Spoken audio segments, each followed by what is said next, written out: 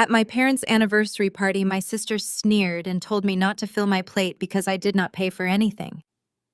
My mom smiled and said real family comes first. I simply nodded, put on my coat, and left. Moments later, the manager delivered an enormous bill to their table. He told them the woman in the blue dress canceled the reservation payment and asked me to hand this to you. Their faces completely drained of color. My name is Deandra, and I am 31 years old. Let me know where you are watching from in the comments below, and hit the subscribe button if you have ever had to teach your toxic family a lesson they will never forget. The evening began at one of the most exclusive and expensive restaurants in all of Atlanta. It was a place called El Etoile, known for its crystal chandeliers, imported marble floors, and a waiting list that took 6 months to clear. Tonight was supposed to be a grand celebration of my parents' 40th wedding anniversary. I arrived at the private dining room wearing a custom-tailored sapphire blue dress, feeling a mix of apprehension and duty. Family events were always a performance, and tonight was no exception. As I walked through the heavy oak doors, the scene was already perfectly orchestrated. My sister Vanessa, who is 34 years old, sat near the center of the table, looking like she had stepped out of a luxury magazine. She wore a diamond necklace that caught the light every time she moved and a dress that cost more than most people's monthly rent. Vanessa was the undeniable golden child of the family. Everything she did was praised, and everything she wanted was handed to her. Next to her sat her husband Spencer. He is 36 years old, white, and comes from a family that constantly brags about having old money. Spencer carried an air of unearned superiority, talking loudly to the waiter about the vintage of the wine and making sure everyone within a 50-foot radius knew how sophisticated his palate was. He loved playing the role of the wealthy benefactor who elevated our family status. My parents, Brenda and Jerome, sat at the head of the table beaming at Vanessa and Spencer with absolute adoration. They represented everything my parents valued in life, which was money, status, and the appearance of perfection. I took a deep breath and approached the table, holding a carefully wrapped gift for their anniversary. When I sat down in the only empty chair near the end of the table, the atmosphere immediately shifted. The warm smiles my parents had been directing at Vanessa suddenly cooled when they looked at me. There was no warm greeting or asking how my day went. Instead, Vanessa immediately scrutinized my dress and made a passive-aggressive comment about how nice it was that I finally decided to dress up for once. I ignored the dig and placed the gift on the table, congratulating my parents on their 4-decade milestone. My father barely nodded before turning his attention back to Spencer, who was loudly recounting a golf game he had played earlier that week at his exclusive country club. I sat there in silence, feeling the familiar weight of isolation pressing down on me. I was successful in my own right, but my family never cared to ask what I actually did for a living. To them, I was just the rebellious younger daughter who refused to follow their strict rules of social climbing. The waiters began bringing out the first courses of the evening, placing massive towers of seafood caviar and truffles on the white tablecloth. The extravagance was overwhelming, and the evening was just getting started.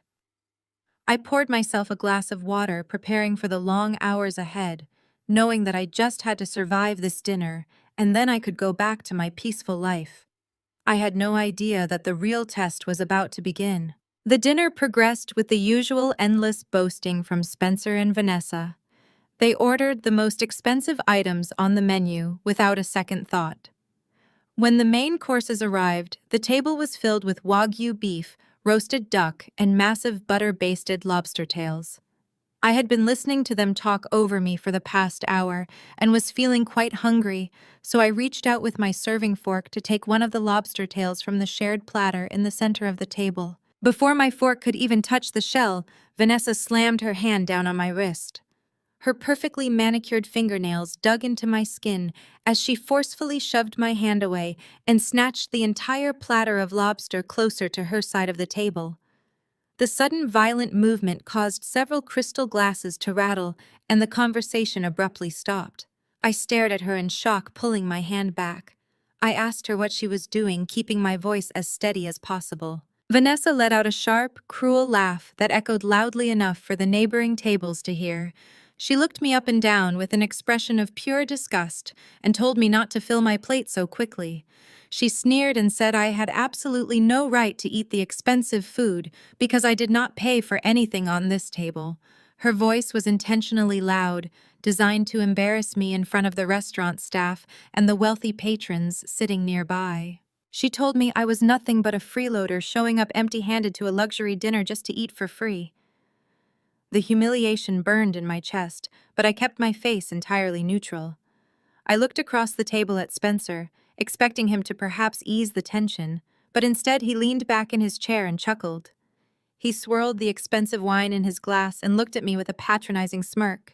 He boasted that his investment firm was currently funding this entire lavish lifestyle and that I should be grateful they even allowed me to pull up a chair at their table. He proudly proclaimed that he was happy to treat his in-laws to the best anniversary dinner money could buy, but that charity cases like me needed to learn their place.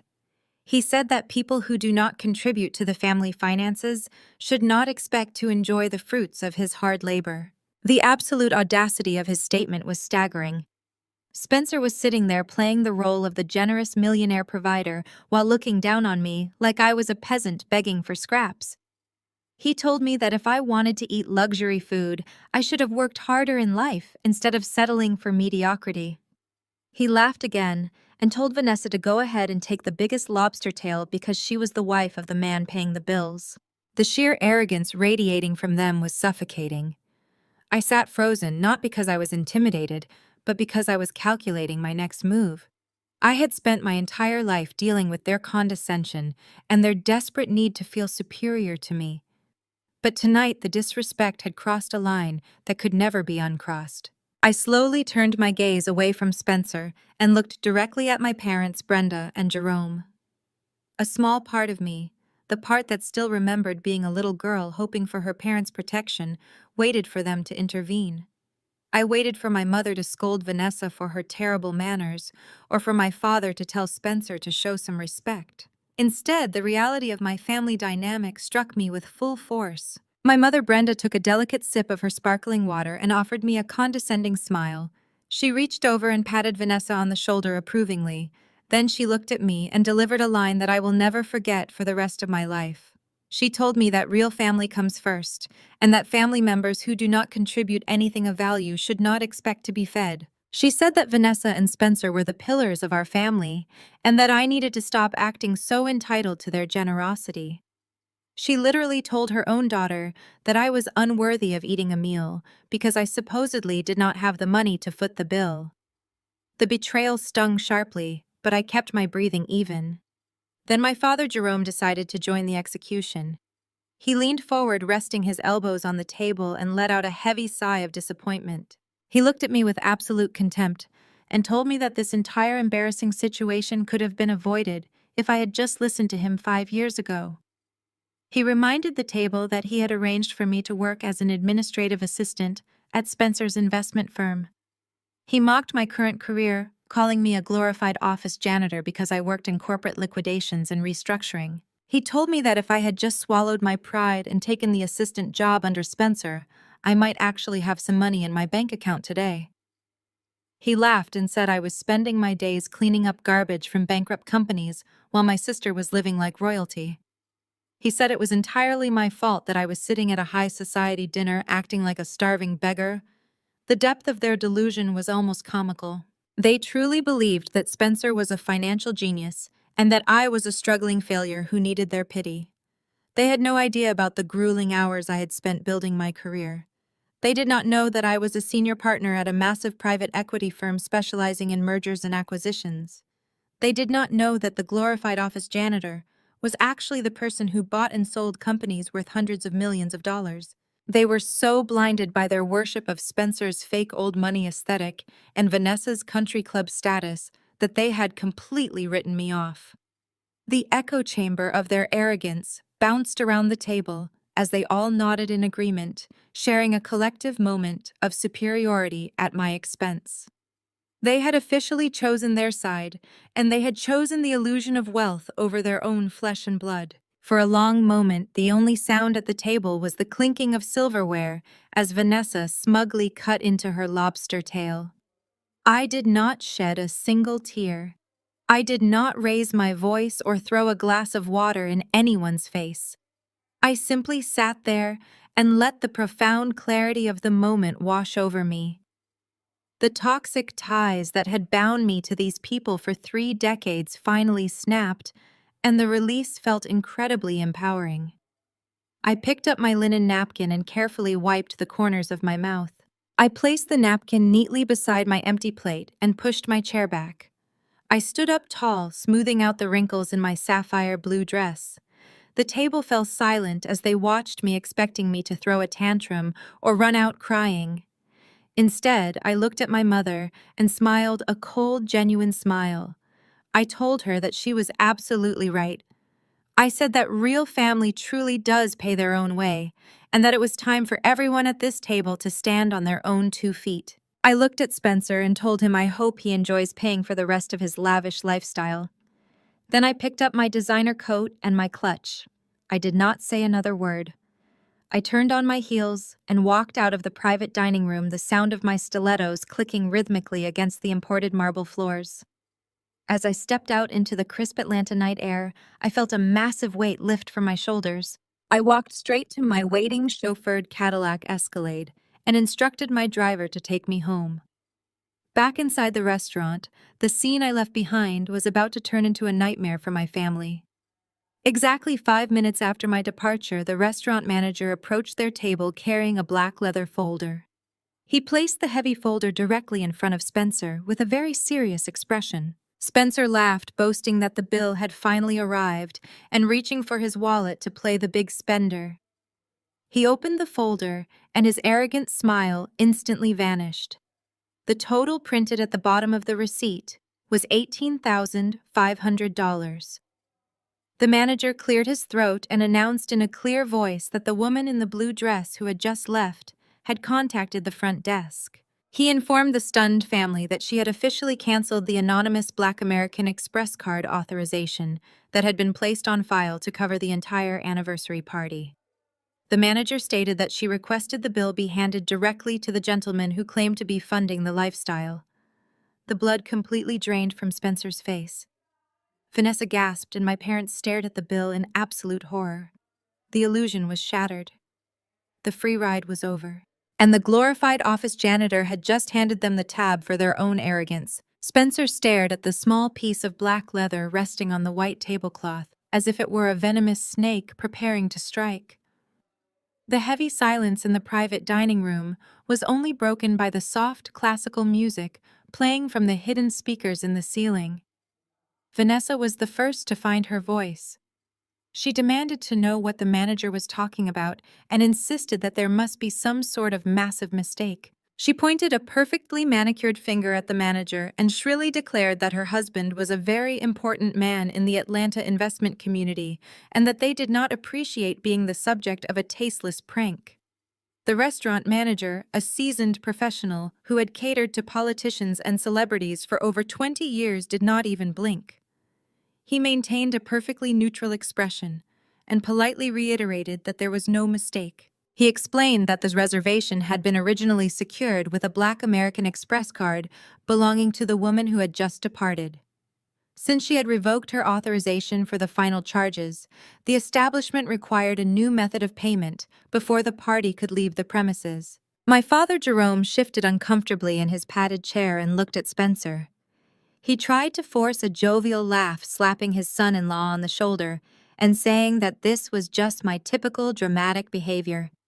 He told Spencer to just hand the man his corporate card so they could put this unpleasantness behind them and go enjoy some after-dinner cigars at the country club. My mother Brenda nodded enthusiastically, completely oblivious to the sheer panic that was currently paralyzing her golden son-in-law. She smoothed down her silk napkin and added that it was honestly for the best, because they did not need my negative energy ruining such a beautiful anniversary milestone anyway. Spencer swallowed hard. A thick bead of sweat formed at his temple, catching the light of the crystal chandelier above us.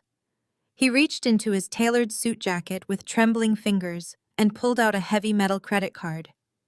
He handed it to the manager with a forced smile, attempting to regain his composure. He cleared his throat and told the manager to put the entire $18,500 on that card and to add a 20% tip for the inconvenience. Vanessa immediately beamed with pride, looking at her parents as if to say that her husband was the ultimate savior. The manager took the card, bowed slightly, and walked over to the portable payment terminal resting on a nearby serving cart. The seconds stretched into an excruciating eternity. Spencer picked up his wine glass, but his hand was shaking so badly that the rich red liquid spilled over the rim and stained the pristine white tablecloth. He quickly set it down, pretending it was just a clumsy mistake, but the absolute terror in his eyes was undeniable. The machine beeped a sharp, flat tone that cut through the thick tension.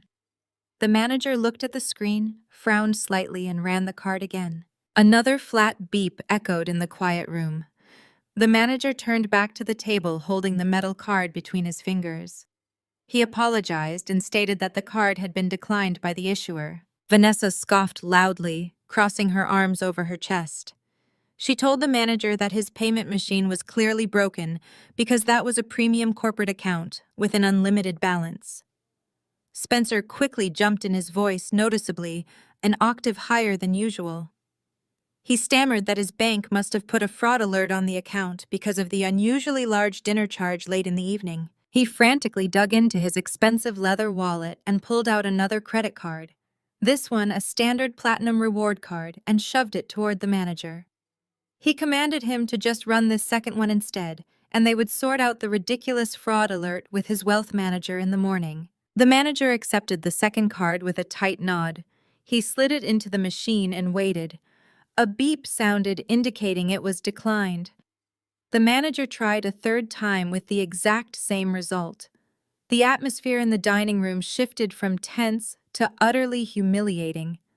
The manager walked back to the table and placed both cards down in front of Spencer. He leaned in slightly, keeping his voice low but firm. He informed Spencer that both cards were returning a code for insufficient funds and frozen accounts, not a fraud alert. He asked if there was another form of payment the family would like to provide immediately. The facade finally began to crack, and it shattered beautifully. Vanessa turned pale, looking at her husband in absolute shock. She demanded he explain what was going on and why his cards were bouncing. Spencer refused to look at her, keeping his eyes glued to the empty lobster shells on his plate. He muttered something incomprehensible about a temporary liquidity issue and a wire transfer that had not cleared in time for the weekend. My father, Jerome, realizing the severe gravity of the situation, felt his chest tighten with anxiety. He reached for his own wallet but quickly stopped himself. My parents had retired 3 years ago and lived entirely on a fixed income that could never cover an $18,000 dinner bill in a single swipe. By now, the loud commotion had attracted the attention of the other wealthy patrons in the restaurant. The dining room was not a large establishment, and the tables were close enough that the wealthy elite of Atlanta had a front row seat to the spectacle.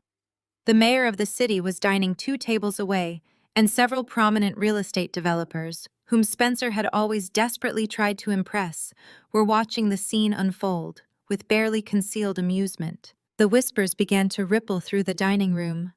People were pointing and murmuring behind their expensive wine glasses, realizing that the flashy couple who had been incredibly loud all evening could not even afford their own extravagant meal. The manager, having lost his professional patience with the situation, stood tall and crossed his arms. He informed the table that if a valid payment method could not be produced within the next 10 minutes, he would have no choice but to contact the local authorities to report a massive theft of services.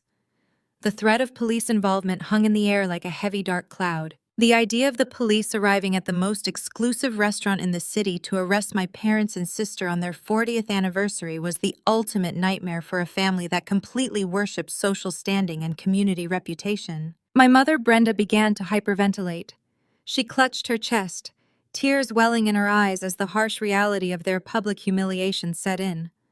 She looked at Spencer, begging him to do something, to call his bank or call a rich friend. But Spencer just sat there completely defeated, his arrogant posture entirely deflated. When it became clear that no magical funds were going to appear, the manager suggested a highly unorthodox alternative to avoid a terrible police scene. He looked directly at the heavy diamond necklace resting against my mother's collarbone. He stated that the restaurant would be willing to hold an item of significant value as collateral until the bill was settled in full the following morning. The absolute devastation on my mother's face was a masterpiece. She slowly reached up with shaking hands and unclasped the diamond necklace that my father had bought her 10 years ago during better financial times. It was her most prized possession, the very symbol of her status and wealth. She handed it to the restaurant manager while sobbing quietly into her hands.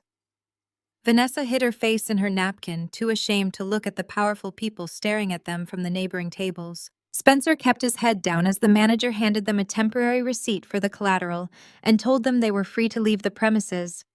The four of them had to perform the ultimate walk of shame through the crowded restaurant, exiting the building with their heads hung low, stripped of every ounce of pride they had walked in with. While my family was experiencing the most degrading moment of their lives, I was sinking into the plush leather seats of my chauffeured Cadillac Escalade. The bright city lights of Atlanta blurred past the tinted windows as my driver navigated through the heavy evening traffic. The silence inside the cabin was luxurious and peaceful. My phone resting on the center console began to vibrate violently. The screen lit up with back-to-back incoming calls. First it was my mother, then Vanessa, then my father, and then Spencer. The calls kept coming, followed by a relentless flood of frantic text messages demanding to know where I was and screaming at me for what I had just done. I did not answer a single one.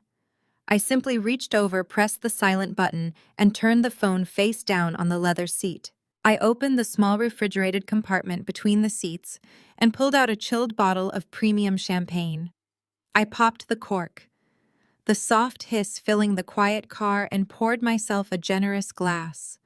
I took a slow, deliberate sip, savoring the taste of absolute freedom. They had spent my entire life calling me a failure, mocking my career and treating me like I was a heavy burden who contributed nothing to the family legacy. They genuinely believed I was just a lowly administrative worker cleaning up messes in a boring corporate office somewhere. They had no idea who I actually was or what I really did for a living every single day. The truth was that I was a senior partner at one of the most ruthless private equity firms on the East Coast. My official title was Mergers and Acquisitions Liquidator. I did not clean up office trash. I cleaned up massive corporate disasters. When giant companies went bankrupt or severely mismanaged their funds, my firm swooped in, bought their toxic debt for pennies on the dollar, and I was the one who ruthlessly dismantled their assets to turn a huge profit. I spent my days in high-stakes boardrooms crushing arrogant executives who thought they were invincible. Exactly the kind of men Spencer pretended to be to impress my superficial parents. For the past 5 years, I had been the invisible benefactor, secretly funding my family's grand illusions of wealth. When my father made a terrible investment that nearly wiped out their retirement savings, I was the one who secretly created the anonymous trust that bought their debt and kept them from losing their house. When Vanessa wanted a lavish wedding that Spencer absolutely could not afford, I was the one who quietly funneled money into their accounts through a dummy corporation, just to keep my mother from having a nervous breakdown over the potential social embarrassment. I had paid for their vacations, their luxury cars, and their extravagant dinners, all from the shadows. I had absorbed their cruel insults and their endless condescension, because I foolishly believed that protecting my parents' fragile pride was my duty as a loving daughter. I had convinced myself that keeping them comfortable was much more important than demanding their basic respect. But sitting in the back of the car watching the tiny bubbles rise in my champagne glass, I realized that my quiet charity had only bred their deep contempt. By shielding them from the harsh consequences of their own financial incompetence, I had allowed them to build a towering ego based on a foundation of absolute lies. They truly thought Spencer was their wealthy savior, and I was their biggest embarrassment. But the Black American Express card I had just canceled was the only thing standing between them and total financial ruin. I took another sip of my champagne, feeling a cold, calculated calm wash over my entire body. I was entirely done being the family punching bag. I was done subsidizing the fake lifestyle of a sister who hated me and a brother-in-law who blatantly disrespected me. They wanted to know what real family meant. They wanted to preach to me about paying their own way. Now they were going to learn exactly how harsh the real world is when the invisible safety net is violently ripped away. The free ride had officially ended, and the liquidator had just clocked in for work. The morning sun rose over Atlanta, casting a humid and unforgiving light on the city.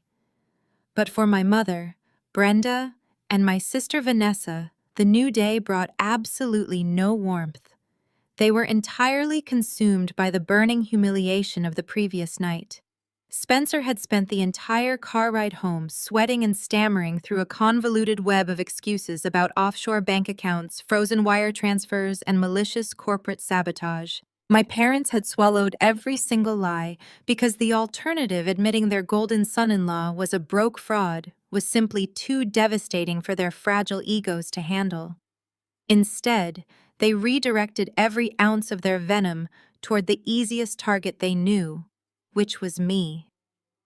They convinced themselves that my actions at the restaurant were a calculated, malicious attack born out of deep-seated jealousy. Fueled by this shared delusion, Brenda and Vanessa marched out of my parents' house early the next morning, determined to confront me and demand an immediate apology. Vanessa aggressively gripped the steering wheel of her leased Porsche Cayenne, navigating the heavy morning traffic toward the gritty industrial outskirts of the city. They were heading to a run-down apartment complex nestled between a noisy highway overpass and a failing strip mall. It was the exact same cramped one-bedroom unit I had rented right after I graduated from college when I was working 80-hour weeks and eating instant noodles just to survive. My family had only visited me there exactly one time, complaining loudly about the neighborhood the entire time. They simply assumed I was still trapped in that miserable place because in their minds, I was completely incapable of ever moving up in the world. Vanessa swerved the Porsche into the cracked asphalt parking lot, wrinkling her nose in disgust at the overflowing dumpsters and the faded paint peeling off the apartment buildings. Brenda clutched her designer purse tightly against her chest, stepping out of the vehicle and immediately complaining about the smell of stale garbage and cheap laundry detergent lingering in the humid air. They stomped up the 3 flights of concrete stairs, the sharp clicking of their heels echoing loudly through the open breezeway. Vanessa marched right up to unit number 312 and began pounding her fist aggressively against the chipped wooden door.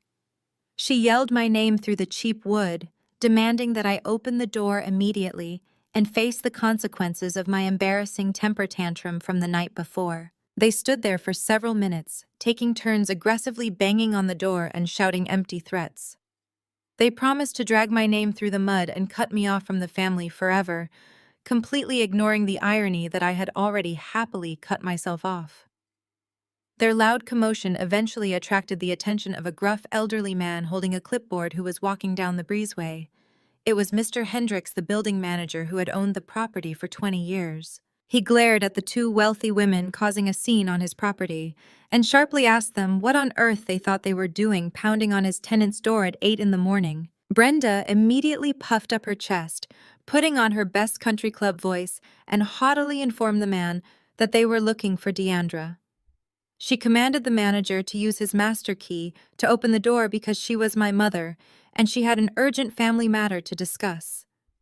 Mr. Hendricks stared at them blankly, letting out a dry, raspy laugh that completely dismissed their false authority.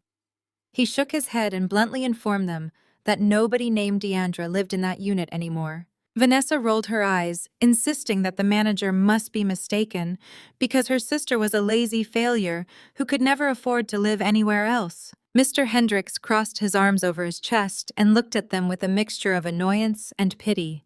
He stated very clearly that he remembered me perfectly well because I was the best tenant he ever had, but that I had completely bought out the remainder of my lease and moved away exactly 4 years ago. He added that I had handed him a certified cashier's check, packed my minimal belongings into a moving truck, and left without leaving any forwarding address whatsoever. The absolute shock that washed over Brenda and Vanessa's faces was a picture of pure poetic justice. Their mouths hung open as the reality of his words slowly sank in. They stood in the middle of a dirty concrete walkway, realizing that they had spent the last 4 years mocking a version of my life that did not even exist anymore. They had absolutely no idea where I lived, what I did, or who I had become. Enraged and deeply embarrassed by their useless trip, Vanessa stormed back down the stairs to her car, with Brenda trailing closely behind her. The realization that they could not physically corner me and scream in my face only made Vanessa more volatile. As she sat in the driver's seat gripping the steering wheel, her embarrassment rapidly mutated into a desperate need to control the public narrative before the elite circles of Atlanta found out about their humiliating exit from the restaurant. The society they worshipped ran entirely on gossip, and Vanessa knew that the waiters and the neighboring tables from last night would soon start whispering about Spencer's declined credit cards and my mother's pawned diamond necklace. She needed a scapegoat, and she needed one immediately. Vanessa pulled down the sun visor, adjusted the mirror, and carefully fixed her makeup to ensure she looked appropriately distressed, but still beautifully flawless. She pulled out her phone, attached a small portable ring light, and opened her Instagram and Facebook applications. She specifically targeted the private high society Facebook groups where the wealthy housewives, local politicians, and country club members gossiped daily. She hit the record button, taking a deep, trembling breath to artificially produce tears in her eyes. She began her video with a dramatic sigh, looking straight into the camera and playing the role of the heartbroken, incredibly betrayed sibling. She told her thousands of followers that she normally never posted about private family matters, but that her heart was simply shattered into a million pieces today. She explicitly named me, calling me her bitter, estranged sister who had always struggled with intense jealousy issues. Vanessa spun a masterful web of lies, claiming that my parents had generously invited me to their private luxury anniversary dinner out of the pure kindness of their hearts, trying to help a struggling relative. She stared into the lens and wiped a fake tear away, stating that instead of being grateful, I had thrown a violent public tantrum because I was entirely envious of Spencer's immense wealth and success. She went on to tell the camera that I was a broke, desperate thief who had intentionally tried to ruin a beautiful family milestone out of pure spite. She vaguely alluded to the bill, claiming that I had tried to pull a cruel financial scam at the restaurant before running away into the night like a coward. She begged her followers for prayers during this incredibly difficult time, asking them to send love to her poor mother, who was supposedly bedridden with grief over my toxic behavior. Brenda even leaned over from the passenger seat, her face looking intentionally solemn and weary, playing the part of the battered matriarch who had sacrificed everything for an ungrateful child. Within minutes, the notifications began pouring in. The comments section of the videos flooded with fake sympathy and absolute outrage from the Atlanta elite. Women who had never even met me were commenting about how disgusting my behavior was, and how Vanessa and Spencer were saints for even trying to include me in their lavish lifestyle. Vanessa sat in the parking lot reading the comments aloud to Brenda, feeling a massive surge of validation and power. She smiled smugly, genuinely believing that she had successfully assassinated my character and protected her husband's fake empire from scrutiny. She thought she had buried me alive in the court of public opinion, completely unaware that she was only digging her own grave much, much deeper. Miles away from that filthy parking lot and the frantic social media lies, the morning sunlight was streaming through the floor-to-ceiling glass windows of my sanctuary. I slowly opened my eyes to the breathtaking panoramic view of the Buckhead skyline stretching out beneath me. I was lying in a massive California king bed, wrapped in imported silk sheets that felt like cool water against my skin.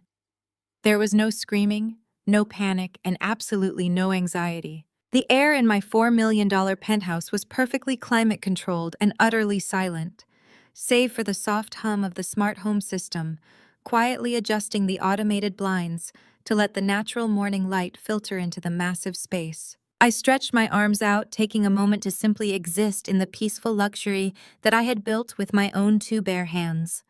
I walked barefoot across the heated marble floors of my master suite, making my way to the open concept kitchen that belonged on the cover of an Architectural Digest magazine.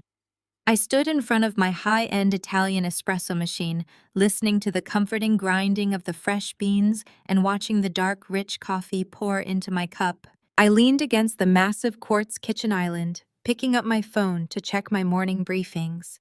My digital footprint was carefully monitored by a private security firm, but I still kept anonymous accounts to keep track of the local business and social developments. It took exactly 2 swipes for me to find Vanessa's tearful dramatic videos circulating through the internet. I took a slow sip of my hot espresso, letting the bitter, rich flavor coat my tongue as I watched my sister perform her absolute heart out for the camera. I did not feel an ounce of anger or sadness as she called me a broke, bitter thief. Instead, a soft, genuine laugh escaped my lips, echoing through the empty luxury of my kitchen. The pure, delicious irony of a woman drowning in massive secret debt, sitting in a leased car, calling me broke from a filthy parking lot, was almost too perfect for words. I watched Brenda's sad face in the background and simply shook my head at their pathetic predictability. I analyzed their psychological play with the cold detachment of an apex predator watching its prey thrash around in a trap. They were utterly terrified. The videos were not an attack. They were a desperate, panicked defense mechanism. Vanessa was screaming into the internet because it was the only place she still had any illusion of control. They needed the public to believe I was crazy because the alternative was the public realizing that Spencer could not afford to buy a glass of water without his credit cards bouncing. I set the phone down on the marble counter, not bothering to reply, comment, or defend myself.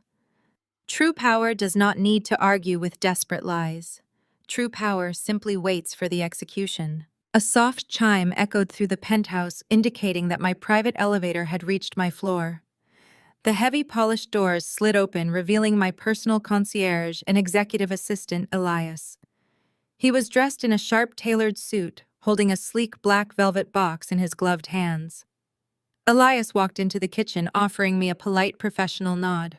He placed the velvet box gently onto the quartz counter right next to my espresso cup. He informed me that the transaction had been completely finalized according to my exact instructions from the previous night.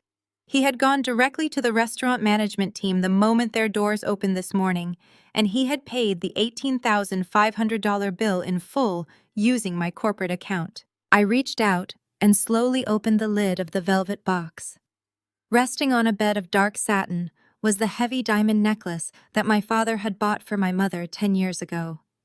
The exact same necklace she had tearfully handed over to the restaurant manager as collateral to avoid being arrested for theft of services.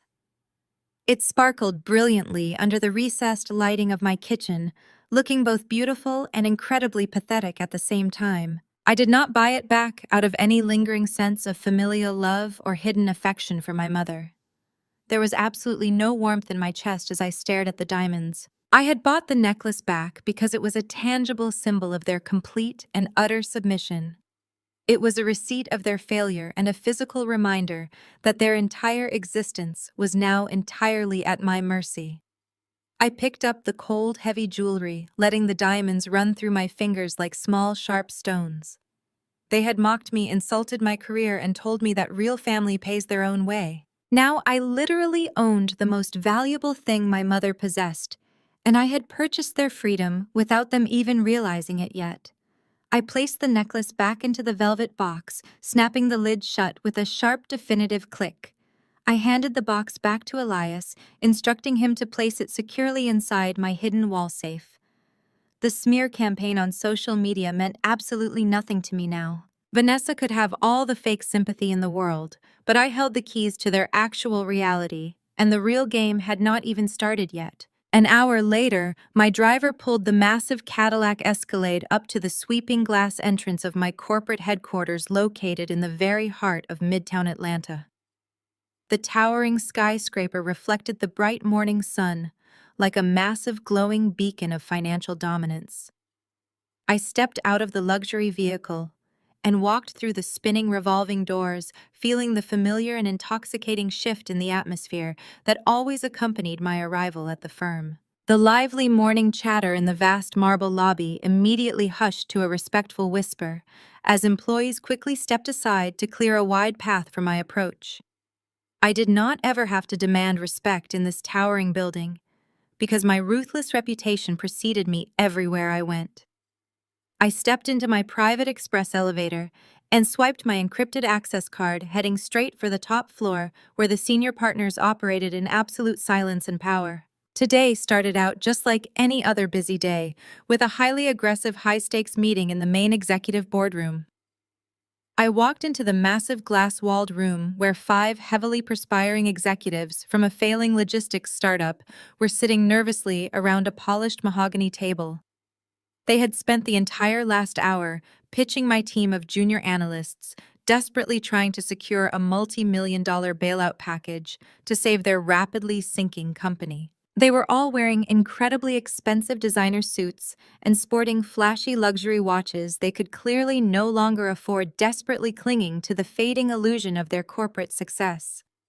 I took my seat at the head of the long table and did not even bother to open the glossy presentation folders they had prepared for me. I looked directly at their chief executive officer, a loud, arrogant man who reminded me entirely too much of Spencer with his unearned confidence and completely empty promises. I spoke very softly, but my voice carried the absolute finality of a judge delivering a fatal sentence.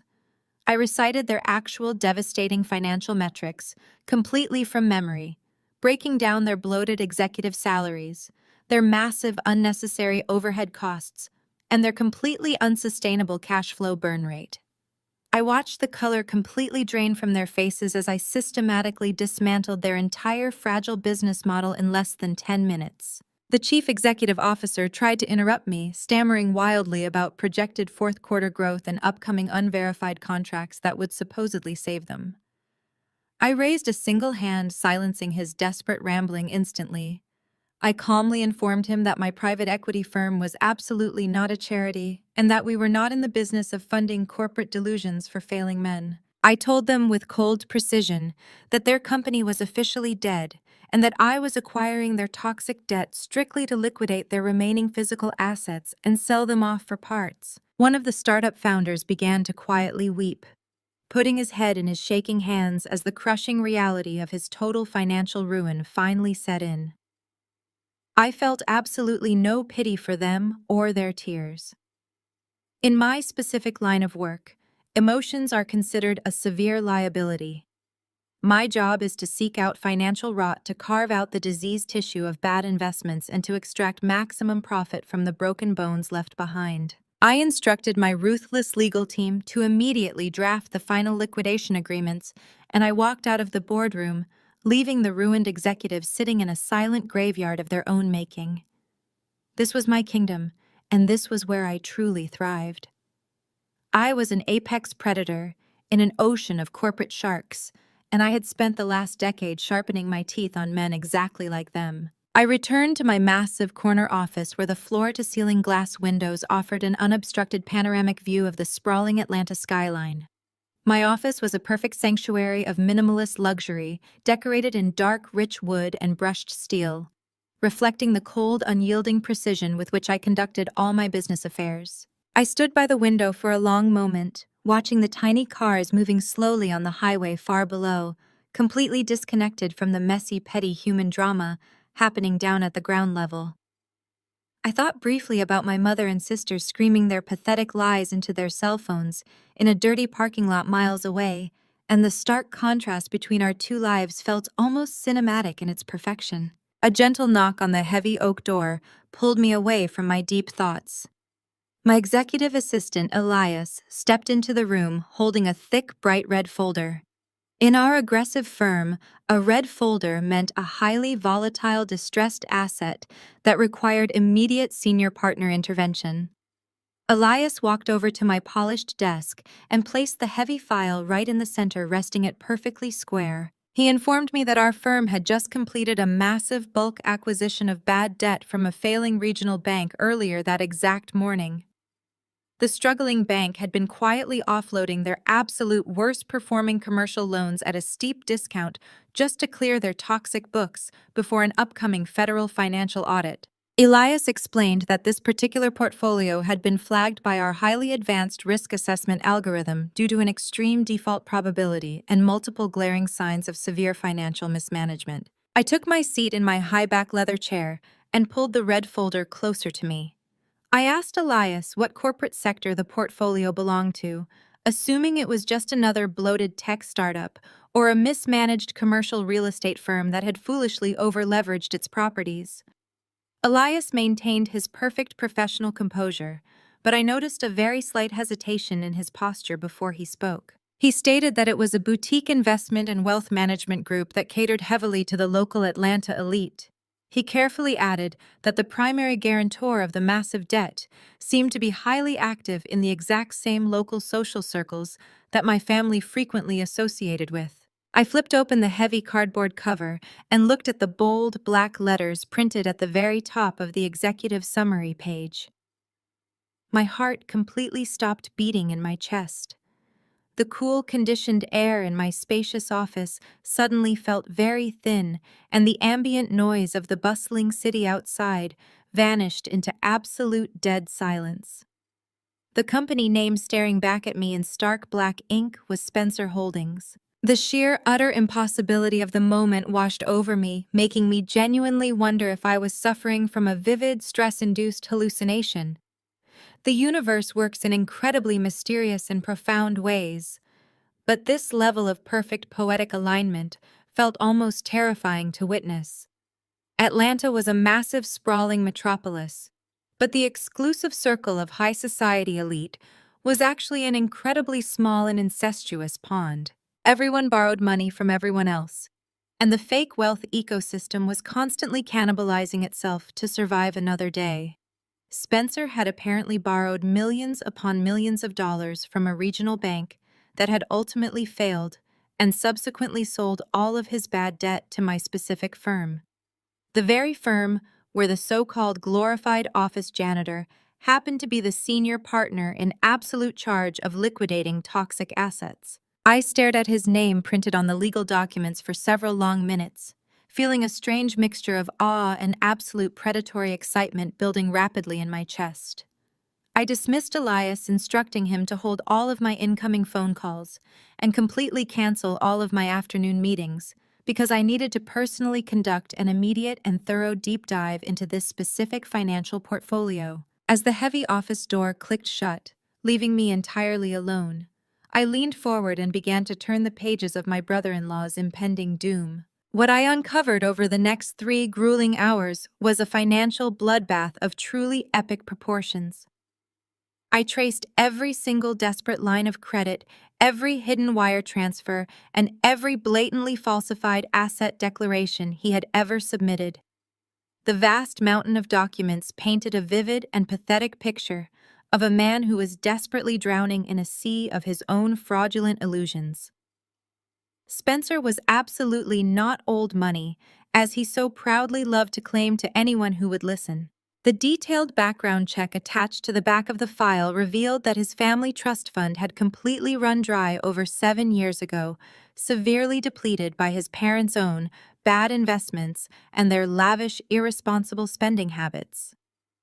Spencer had inherited absolutely nothing but a recognizable last name and a desperate, ravenous hunger to maintain his country club status at all costs. He was running what was essentially a Ponzi-like scheme right under the arrogant noses of the Atlanta elite. He had been using the incoming investment capital from new clueless clients to quietly pay off the guaranteed monthly returns of his older, increasingly angry clients. He had no actual portfolio growth, no successful real estate developments, and absolutely no legitimate revenue streams generating actual profit. He was just frantically moving invisible money from one sinking bucket to another, trying desperately to keep the massive charade going long enough to secure the next naive investor at the golf course. The cold, hard numbers were completely staggering. Spencer Holdings was currently drowning in exactly $12 million of highly toxic, completely unrecoverable debt. He had foolishly leveraged every single thing he owned, including his luxury German cars, his expensive country club memberships, and the fake commercial office space he rented in the downtown business district. He was entirely bankrupt in every possible sense of the word, and the regional bank had been preparing to aggressively seize all of his remaining assets before they went under and transferred the debt to my ruthless firm. I continued flipping through the heavy stack of legal documents, shaking my head at the absolute absurdity of his severe financial incompetence. And then I turned to the final section labeled External Collateral and Secured Personal Guarantees. My eyes scanned the attached property deeds and complex legal filings, and my breath caught sharply in my throat. My hands began to tremble slightly, not from any lingering sadness, but from the sheer overwhelming magnitude of the betrayal I was currently reading. Attached securely to Spencer's massive pile of toxic commercial debt was a residential warranty deed and a secondary mortgage lien.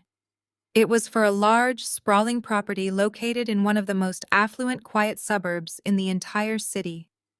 It was my parents' fully paid-off home, the grand house they had lived in for 30 years. The house where I grew up, the house they constantly bragged to their friends about owning absolutely free and clear. Spencer had secretly mortgaged my parents' entire property to secure an emergency line of credit to keep his failing fraudulent company afloat for just a few more pathetic months. I stared blankly at the ink signatures at the very bottom of the lien document.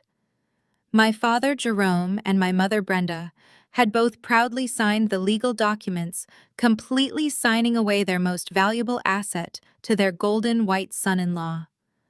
I knew exactly how Spencer had managed to pull this horrific scam off. He must have fed them some complicated, confusing lie about a temporary tax loophole or a brilliant real estate investment strategy requiring their signatures as a mere corporate formality.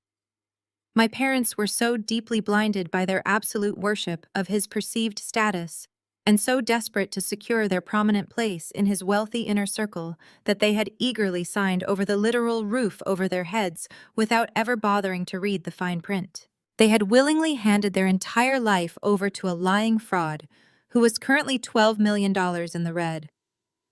And the most beautiful, terrifying part of this entire discovery was the strict legal reality of what it meant for me right now. By purchasing this distressed portfolio, my private equity firm had just become the sole legal owner of Spencer's entire massive debt. I was the senior partner holding full absolute executive authority over this specific corporate account. I slowly closed the bright red folder and leaned back in my soft leather chair, staring up at the immaculate ceiling of my corner office. I did not just hold the massive power to completely destroy Spencer's fake empire. I now legally held the very keys to my parents' home, and I was officially their ultimate unforgiving creditor. The woman they called a glorified janitor had just been handed the exact legal tools needed to permanently dismantle every single lie my family had ever told. 2 days after I uncovered the catastrophic truth buried inside that red folder, my personal cell phone buzzed with an incoming text message. It was from my mother, Brenda.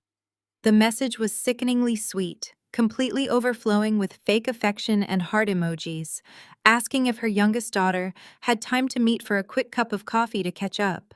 She suggested a highly exclusive European-style cafe located right in the middle of Buckhead, known for its $20 lattes and discreet, private booths.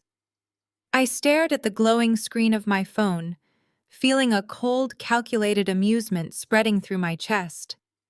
I knew exactly what this sudden, out-of-character invitation really meant. They wanted something from me.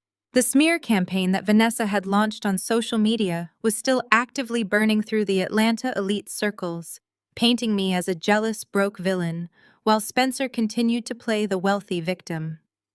My parents had completely supported those vicious public lies. Yet here was my mother texting me as if we were just two best friends meeting for a casual morning chat. I instructed Elias to clear an hour from my afternoon schedule, and I sent a brief one-word reply confirming I would be there. I deliberately chose to wear a sharply tailored charcoal gray business suit, a silent visual reminder of the corporate power they constantly refused to acknowledge. My driver dropped me off right at the front entrance of the cafe, and I walked inside, letting my eyes adjust to the dim, warm lighting. The rich smell of roasted espresso beans and fresh pastries filled the air, blending with the expensive perfumes of the wealthy patrons. I spotted Brenda and Jerome immediately sitting in a velvet-lined booth in the very back corner. They had clearly dressed to impress, wearing their finest country club attire, desperately clinging to the illusion of their high society status. As I approached the table, my mother stood up and pulled me into a suffocatingly tight embrace, kissing the air right next to my cheek. She loudly exclaimed how absolutely wonderful I looked, and how much she had missed seeing my beautiful face. My father Jerome actually stood up and pulled out my chair for me, flashing a wide, perfectly practiced smile that did not reach his cold eyes. I sat down, ordering a simple black coffee from the passing waiter, keeping my posture perfectly rigid and professional. They immediately launched into a bizarre, overly enthusiastic conversation about the beautiful weather and the latest meaningless gossip from their golf club. They completely ignored the massive elephant sitting right in the middle of the table. There was absolutely no mention of the explosive night at the restaurant. There was no mention of the $18,500 bill I had left them to pay. And there was certainly no mention of the terrible lies my sister was currently spreading about me all over the internet. They were performing a masterclass in aggressive gaslighting acting, as if the last 4 days simply had not happened. They smiled and laughed, sipping their sparkling water, trying to disarm me with a thick, suffocating layer of artificial parental warmth. I just sat there quietly drinking my dark coffee, waiting patiently for the inevitable trap to finally spring closed. After about 20 minutes of excruciatingly fake small talk, the conversation finally took the sharp, predetermined turn I had been waiting for. My father cleared his throat, wiping his mouth with a linen napkin, and adopted a serious, deeply paternal tone.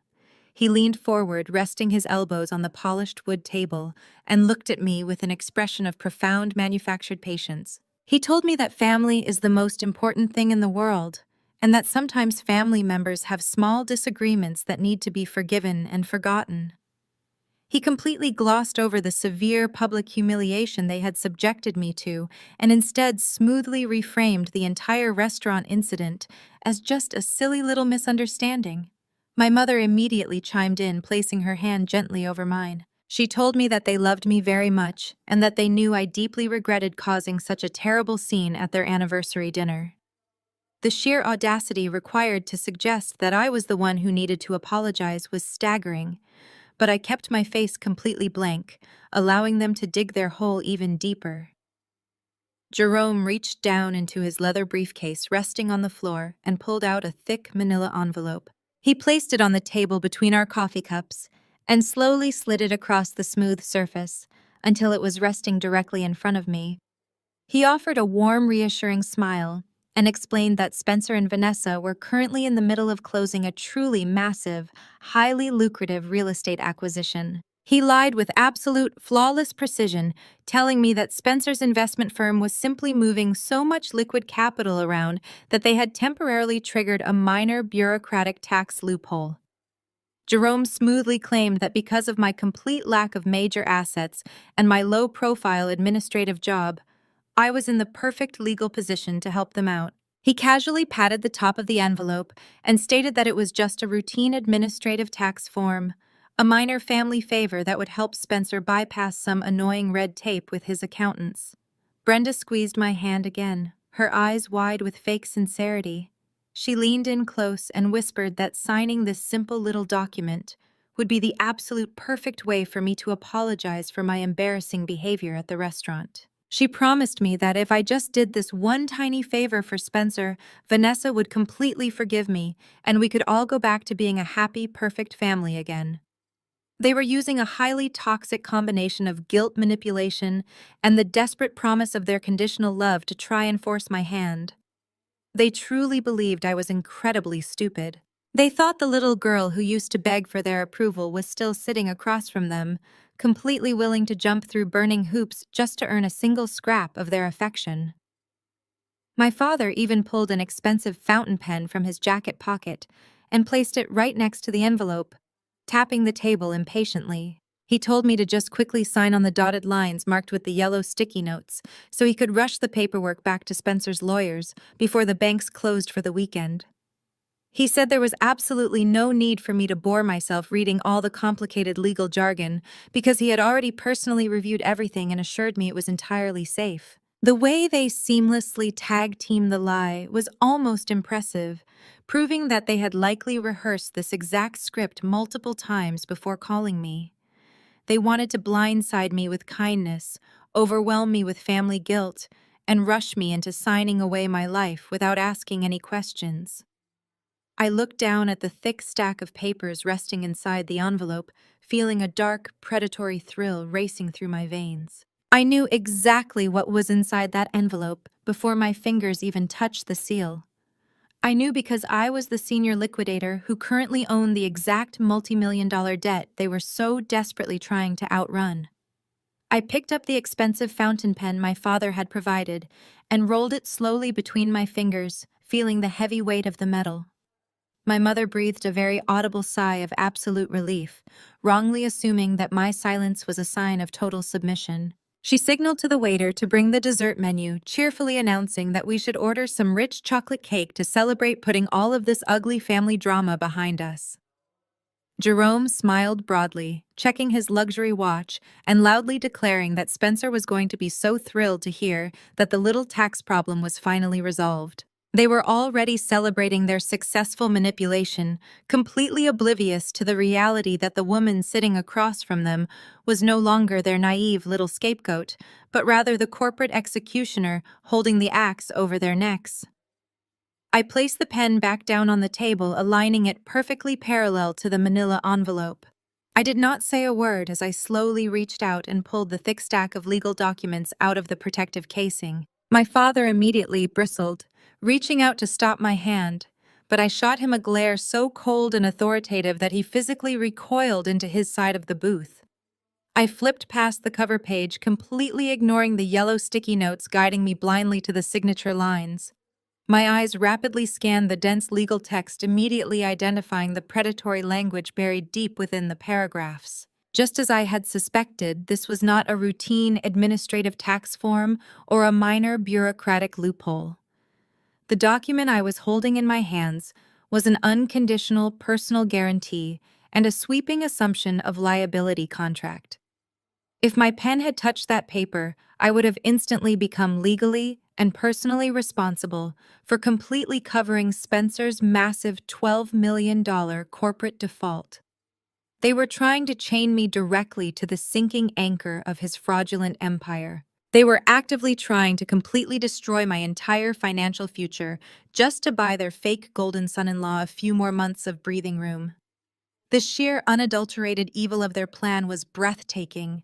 My own parents were happily willing to feed me to the wolves, offering me up as a human sacrifice on the altar of their country club reputation. I read the final clause, making sure I understood the absolute depths of their betrayal. And then I looked up.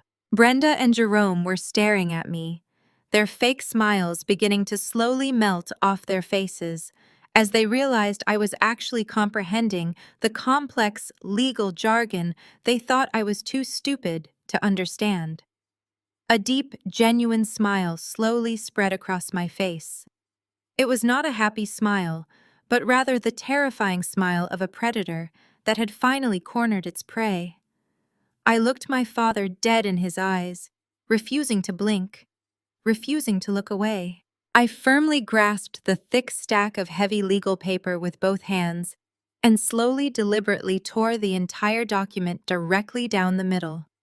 The loud, sharp sound of ripping paper echoed like a gunshot in the quiet, high-end cafe. My mother let out a shrill, horrified gasp, covering her mouth with her hands. My father jumped up slightly in his seat, his face turning a dangerous shade of crimson as he demanded to know what on earth I thought I was doing, destroying a highly sensitive legal document. I did not answer him. I calmly took the two torn halves, stacked them together, and applied all of my strength to rip them directly in half again, tearing their desperate financial lifeline into useless, jagged quarters. I held my parents' terrified gaze, As I slowly opened my hand and let the thick, shredded pieces of the fraudulent contract drop directly into my half-empty cup of black coffee.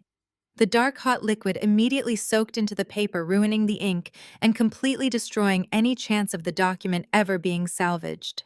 They sat there completely paralyzed by shock, unable to process the absolute defiance of my actions. The quiet, submissive daughter they thought they knew was dead and gone. I reached into my designer suit pocket and pulled out a crisp $20 bill, placing it neatly on the table right next to my ruined coffee cup. I kept my voice dangerously low and perfectly composed as I told them that my coffee was paid for and that they should stop asking me to foot the bill for other people's mistakes. I stood up from the velvet booth, adjusting my jacket with calm precision. I looked down at their stunned, pale faces and told them that real family does not try to bankrupt their own children to save a lying fraud. I turned my back on them and walked out of the cafe, leaving them sitting in absolute terrified silence, staring at a ruined cup of coffee that contained the shredded remains of their very last hope for survival. The heavy oak doors of the Buckhead coffee shop swung shut behind me, cutting off the suffocating atmosphere of my parents' desperate gaslighting. I walked out into the bright afternoon sun, feeling an intoxicating rush of absolute power. They thought they could trap me, but they had only handed me the exact weapon I needed to destroy them. Miles away, in a leased luxury office space that was currently 3 months behind on rent, Spencer was experiencing a very different kind of reality. The polished facade of his fake old money empire was rapidly crumbling around his perfectly manicured hands. Spencer sat behind his massive mahogany desk, staring blankly at the shredded pieces of the guarantor contract that his father-in-law had just frantically delivered. The color had completely drained from his face, leaving him looking pale and dangerously close to hyperventilating. He had banked his entire survival on my supposed stupidity and my desperate need for family approval. The realization that his perfect scapegoat had violently rejected the bait sent a shockwave of pure, unfiltered terror straight through his central nervous system. Vanessa paced the length of the extravagant office, her high heels clicking sharply against the hardwood floor. She was completely oblivious to the massive $12 million debt that was currently suffocating her husband. She only saw the shredded paper as another personal attack from her jealous, bitter sister. Spencer watched her pace, his desperate mind working overtime to spin a new lie that would keep her completely blind to his impending bankruptcy. He could not let her know that the country club lifestyle, the designer bags, and the luxury cars were all funded by an intricate web of toxic fraud. Spencer stood up, walking over to Vanessa and pulling her into a tight, rehearsed embrace. He kissed the top of her head, adopting a tone of deep, sorrowful victimhood. He whispered that I was clearly deeply disturbed and that my refusal to sign the simple tax form was a malicious attempt to sabotage their incredible success. He expertly played on Vanessa's deep-seated insecurities, convincing her that I was entirely consumed by toxic jealousy. He smoothly claimed that my actions were a targeted, deliberate attempt to destroy their beautiful black excellence because I could not stand seeing them thrive while I supposedly struggled in mediocrity. Vanessa leaned into his manipulation, swallowing the poisonous narrative without a single moment of hesitation. She completely bought into the idea that she and Spencer were the shining, untouchable stars of Atlanta high society, and that I was nothing more than a pathetic, envious obstacle trying to drag them down. Spencer held her close, closing his eyes in sheer panic, desperately trying to calculate how much time he had left before the bank seized everything, including the leased office space they were currently standing in. While Spencer was drowning in his own lies, I was sitting comfortably in my towering glass office high above the sprawling Atlanta skyline. The air conditioning hummed softly, masking the aggressive sound of multi-million-dollar deals being negotiated in the surrounding boardrooms. I had instructed Elias to fast-track the acquisition paperwork for the Spencer Holdings portfolio, and the final documents were now resting perfectly aligned on my desk. The thick stack of legal paper represented absolute total dominion over my family's financial existence. I picked up my heavy custom fountain pen, feeling the cold, smooth metal against my skin. I did not hesitate for a single second. I leaned forward and signed my name on the final authorization line, executing a highly aggressive corporate maneuver that officially transferred $12 million of toxic, unrecoverable debt directly into the hands of my private equity firm. I had just authorized the massive purchase, completely bypassing the standard risk assessment protocols because this was not a normal business transaction. This was a deeply personal, highly calculated execution. I flipped to the final page of the portfolio, where the residential warranty deed and the secondary mortgage lien for my parents' house were securely attached. My signature on the acquisition document meant that my firm was now the sole legal owner of that specific debt. I was now officially the primary creditor, holding the absolute executive power to foreclose on the very house I had grown up in. The irony was sharp and delicious. They had mocked my career, calling me a glorified office janitor, entirely unaware that I had just swept their entire fake empire into the trash. The legal transfer would take approximately 72 hours to clear through the federal banking systems.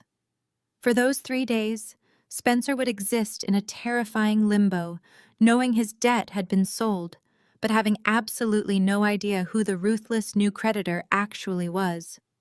I intended to let him sweat, letting the anxiety eat away at his sanity before I finally dropped the heavy, devastating hammer. I handed the signed portfolio back to Elias, instructing him to initiate the final transfer and to prepare the necessary foreclosure documents for immediate deployment when I gave the signal. Completely blind to the massive legal tsunami that was rapidly approaching her, Vanessa decided to double down on her fake, luxurious lifestyle.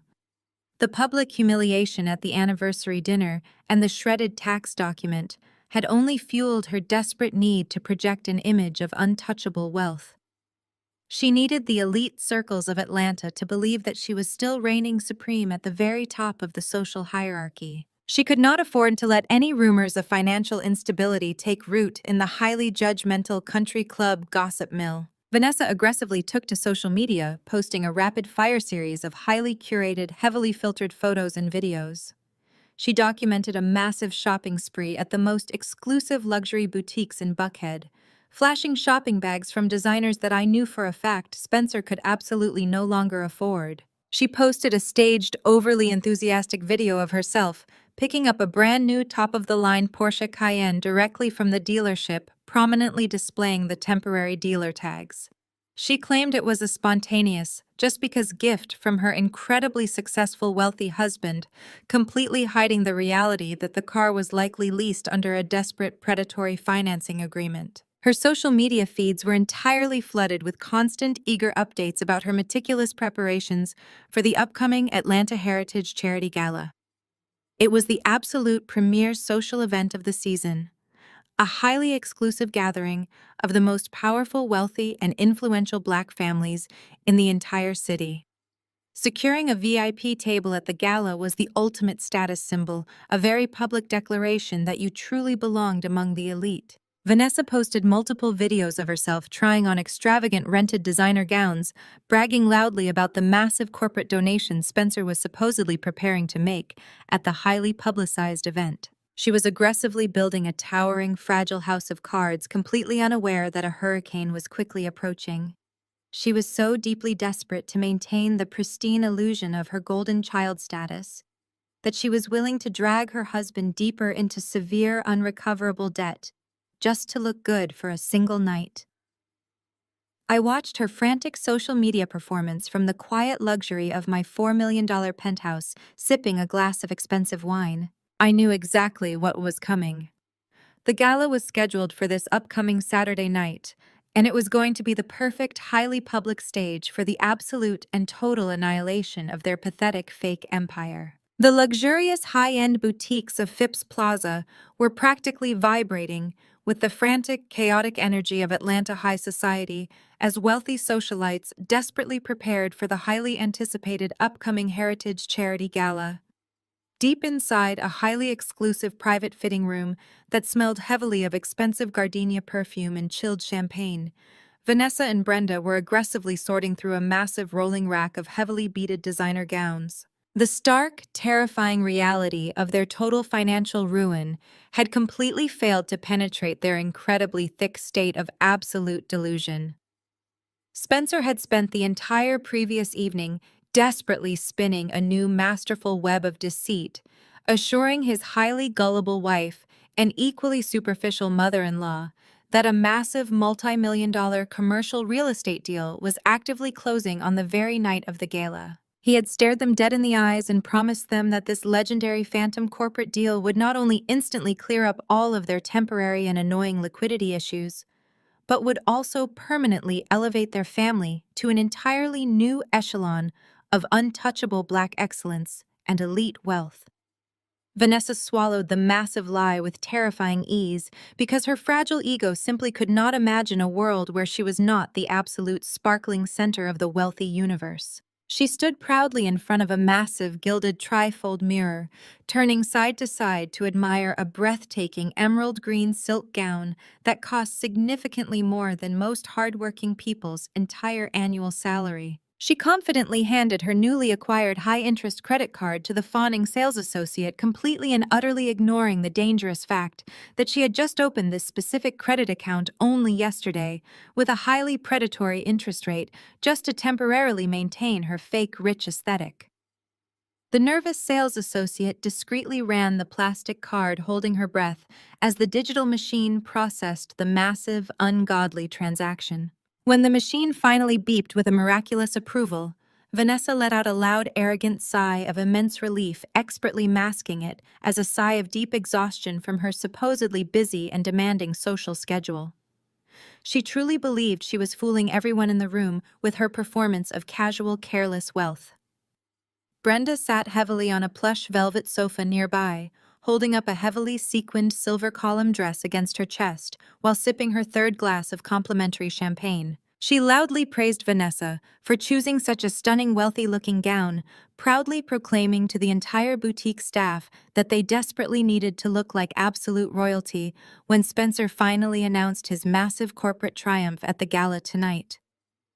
Brenda firmly and delusionally believed that tonight's highly publicized event would completely and permanently erase the deeply embarrassing restaurant incident from the gossiping minds of their elite country club friends. She happily handed over her own freshly issued silver credit card, eagerly maxing it out entirely just to secure the overnight rental of a massive diamond parure that she desperately needed to outshine the other prominent wealthy women at her designated VIP table. They spent the entire humid afternoon aggressively swiping plastic they could absolutely not afford, happily diving headfirst into a dark, terrifying ocean of severe toxic debt, just to keep their beautiful, glittering house of cards standing for a few more pathetic hours. They genuinely and wholeheartedly believed that tonight's charity gala would be the absolute glorious peak of their social dominance, completely unaware that the fragile foundation of their fake empire had already been violently dismantled, and that the ground was rapidly opening up beneath their feet. While my mother and sister were busy happily burying themselves under massive, suffocating mountains of high-interest retail debt, my personal cell phone suddenly illuminated with a very lengthy incoming text message. The sender flashing on the bright screen was my father, Jerome. He had spent the last few agonizing days stewing in a highly toxic, miserable mixture of severely damaged pride and absolute blistering fury over my calm refusal to blindly sign my financial life away for his favorite golden son-in-law. Finding a pathetic burst of courage behind the safe digital shield of a text message, he decided to unleash decades of suppressed parental resentment and perfectly polished narcissism directly onto my glowing screen. The message was a sprawling, bitterly formatted manifesto of absolute total rejection. He started the massive text wall by explicitly stating that I had completely failed my fundamental sacred duties as a respectful daughter, and that my malicious, stubborn refusal to help my struggling family in their minor time of need was a disgusting, unforgivable display of pure, unadulterated selfishness. He formally declared with heavy, dramatic words that I was a massive, tragic disappointment to the proud legacy he had supposedly built from the ground up, and that he deeply regretted ever trying to warmly include me in their prestigious social circles. The specific words he chose were incredibly sharp, deliberately weaponized to inflict maximum emotional damage on the scared little girl he arrogantly thought still lived inside my head. He officially proclaimed that from this exact specific moment forward, I was entirely dead to them. He stated that I was completely disowned legally and emotionally stripped of my family name and forever banished from the warm, protective embrace of their highly conditional love. The sheer blinding audacity of his concluding paragraph was almost breathtaking in its profound ignorance and arrogance. Jerome explicitly and sternly forbade me from ever daring to show my face in the elite exclusive circles of Atlanta high society ever again. He aggressively threatened that if I ever attempted to attend another prominent social event, he and Spencer would personally ensure that my professional reputation in the city was entirely and permanently ruined. He commanded me to crawl back to my miserable, lonely, pathetic life and to stay far away from the glowing, untouchable success of my beautiful sister and her incredibly wealthy, powerful husband. He actually believed he possessed the vast social authority to successfully exile me from my own city. He truly thought his harsh, cruel digital words would completely break my fragile spirit, sending me sobbing violently into a dark, isolated corner to miserably mourn the tragic loss of my highly abusive family. He had absolutely no idea that his vicious, desperate text message was not a tragic execution order, but rather a beautifully timed engraved invitation to his own total catastrophic destruction. I read the entire sprawling message twice, simply absorbing the cold, undeniable reality of his deep hatred for me. There was absolutely no heavy sadness in my chest. There were no hot tears pooling in my eyes. The final frayed, delicate thread of my familial obligation completely snapped and dissolved into silent dust, leaving behind nothing but cold, brilliant clarity. I stared at the glowing screen of my phone for one final quiet, deliberate moment, perfectly locking away the digital memory of my father's cruel, absolute rejection. Then, with a single fluid, effortless motion of my thumb, I swiped left and permanently deleted the entire massive message without sending a single solitary word in reply.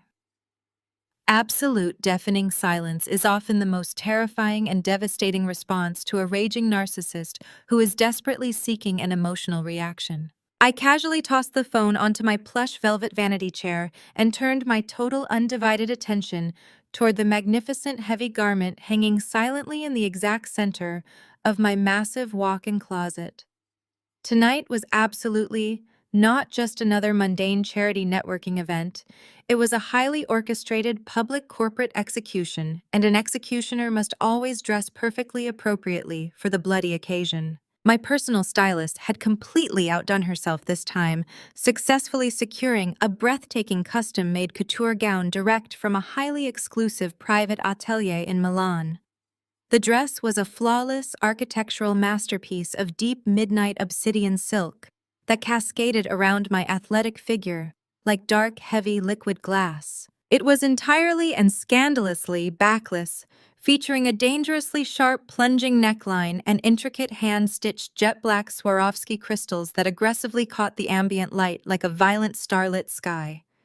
It was absolutely not a dress designed to quietly blend into the background. It was a weaponized gown engineered to completely command, conquer, and suffocate every single ounce of oxygen in the massive ballroom. I slipped into the cold, heavy silk, feeling the luxurious, expensive fabric settle perfectly against my skin, like a suit of impenetrable midnight armor. I carefully secured a pair of stunning vintage diamond drop earrings that had cost significantly more than my parents' very first mortgage, and stepped into a pair of impossibly high-pointed black stilettos that practically demanded absolute instant submission from the polished floorboards beneath them. My dark hair was styled into a sleek, flawless geometric bob that perfectly mirrored the sharp, merciless precision of my ruthlessly corporate mindset. As I was applying the final perfect stroke of deep matte crimson lipstick, my private elevator softly chimed, signaling the prompt arrival of my executive assistant, Elias. He stepped into the grand marble foyer of the penthouse dressed in a crisp, black tailored tuxedo, holding a sleek, highly polished black leather portfolio tightly against his side. He walked directly into the master suite, maintaining his perfect stoic professionalism. But I could clearly see the faint glittering glimmer of pure predatory anticipation dancing in his dark, serious eyes. He stopped a respectful, appropriate distance away and firmly held out the heavy black portfolio.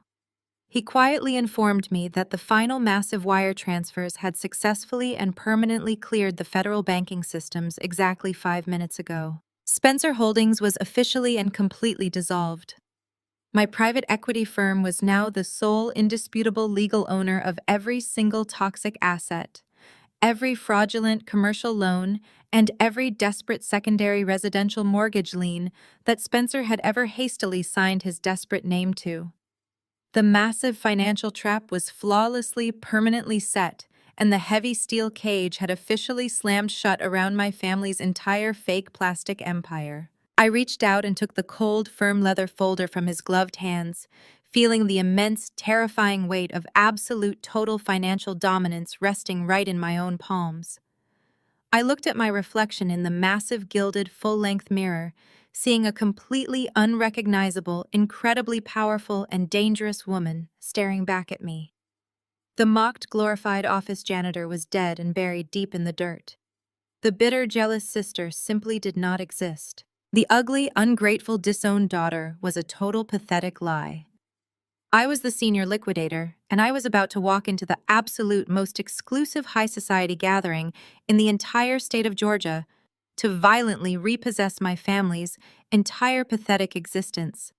I calmly handed the heavy portfolio back to Elias, instructing him to keep it perfectly secure at his side until I gave the absolute final signal.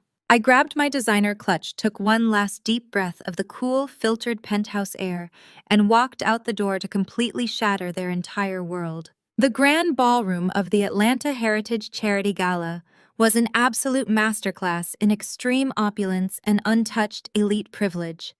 The sweeping venue was decorated with cascading walls of rare white orchids and dripping crystal chandeliers that cast a warm golden glow over the most powerful and influential Black families in the entire state of Georgia.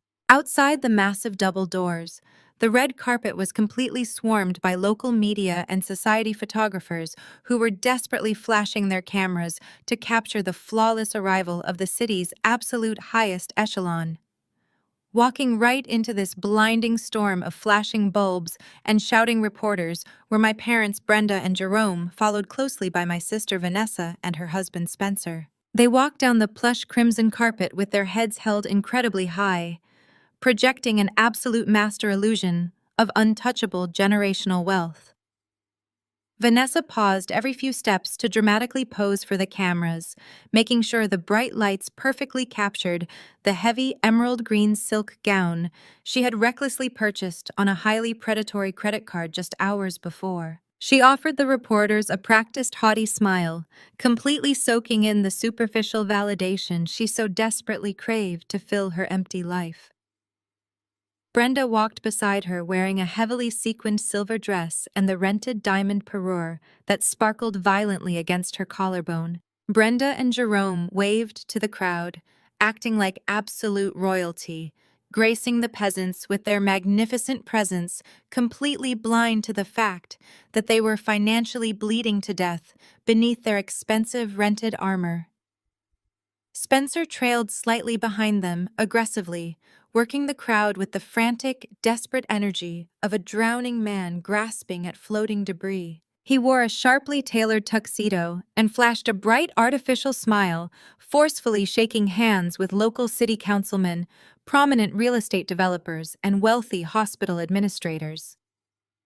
He laughed loudly, slapping powerful men on the back and leaning in close to whisper empty promises about massive upcoming commercial acquisitions that simply did not exist. He was sweating profusely underneath the heavy fabric of his expensive suit, terrified that his massive $12 million house of cards was about to violently collapse. But he pushed the panic deep down into his stomach. He desperately needed the elite investors in this specific ballroom, to believe the carefully crafted illusion that Spencer Holdings was currently thriving. He believed that if he could just schmooze the right billionaire tonight, he could secure a miracle emergency loan to pay off the toxic debt that was silently suffocating him. Vanessa linked her arm through his, leaning her head against his shoulder and proudly telling passing socialites that her brilliant husband was closing a monumental corporate deal that very evening. They truly believed they were the absolute kings and queens of the Atlanta social scene, completely unaware that the guillotine was already polished and waiting for their necks. The lavish gala proceeded smoothly into the late evening, with the wealthy attendees mingling, drinking incredibly expensive champagne, and politely bidding on high-end charity auction items. The atmosphere was thick with the heavy, intoxicating scent of old money and quiet arrogance. Suddenly, the soft classical jazz music that had been floating through the massive ballroom came to an abrupt, deliberate halt. The sudden silence caused a ripple of confusion to spread through the elegantly dressed crowd as conversations paused and heads turned toward the main stage. The host of the evening, a highly respected local television anchor and prominent community leader, stepped up to the grand glass podium and tapped the microphone. He cleared his throat and looked out over the sea of wealthy donors with a bright, dramatic smile. He announced to the completely silent room that the Heritage Charity Foundation had been facing a severe, devastating financial crisis this year and had been dangerously close to permanently shutting down its vital community outreach programs.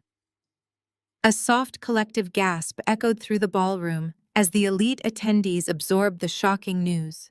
The host raised his hands to calm the crowd, quickly shifting his tone to one of absolute profound gratitude. He joyfully proclaimed that a miraculous, completely unprecedented $2 million corporate donation had been anonymously wired to the foundation just 24 hours ago, entirely saving the charity from total ruin.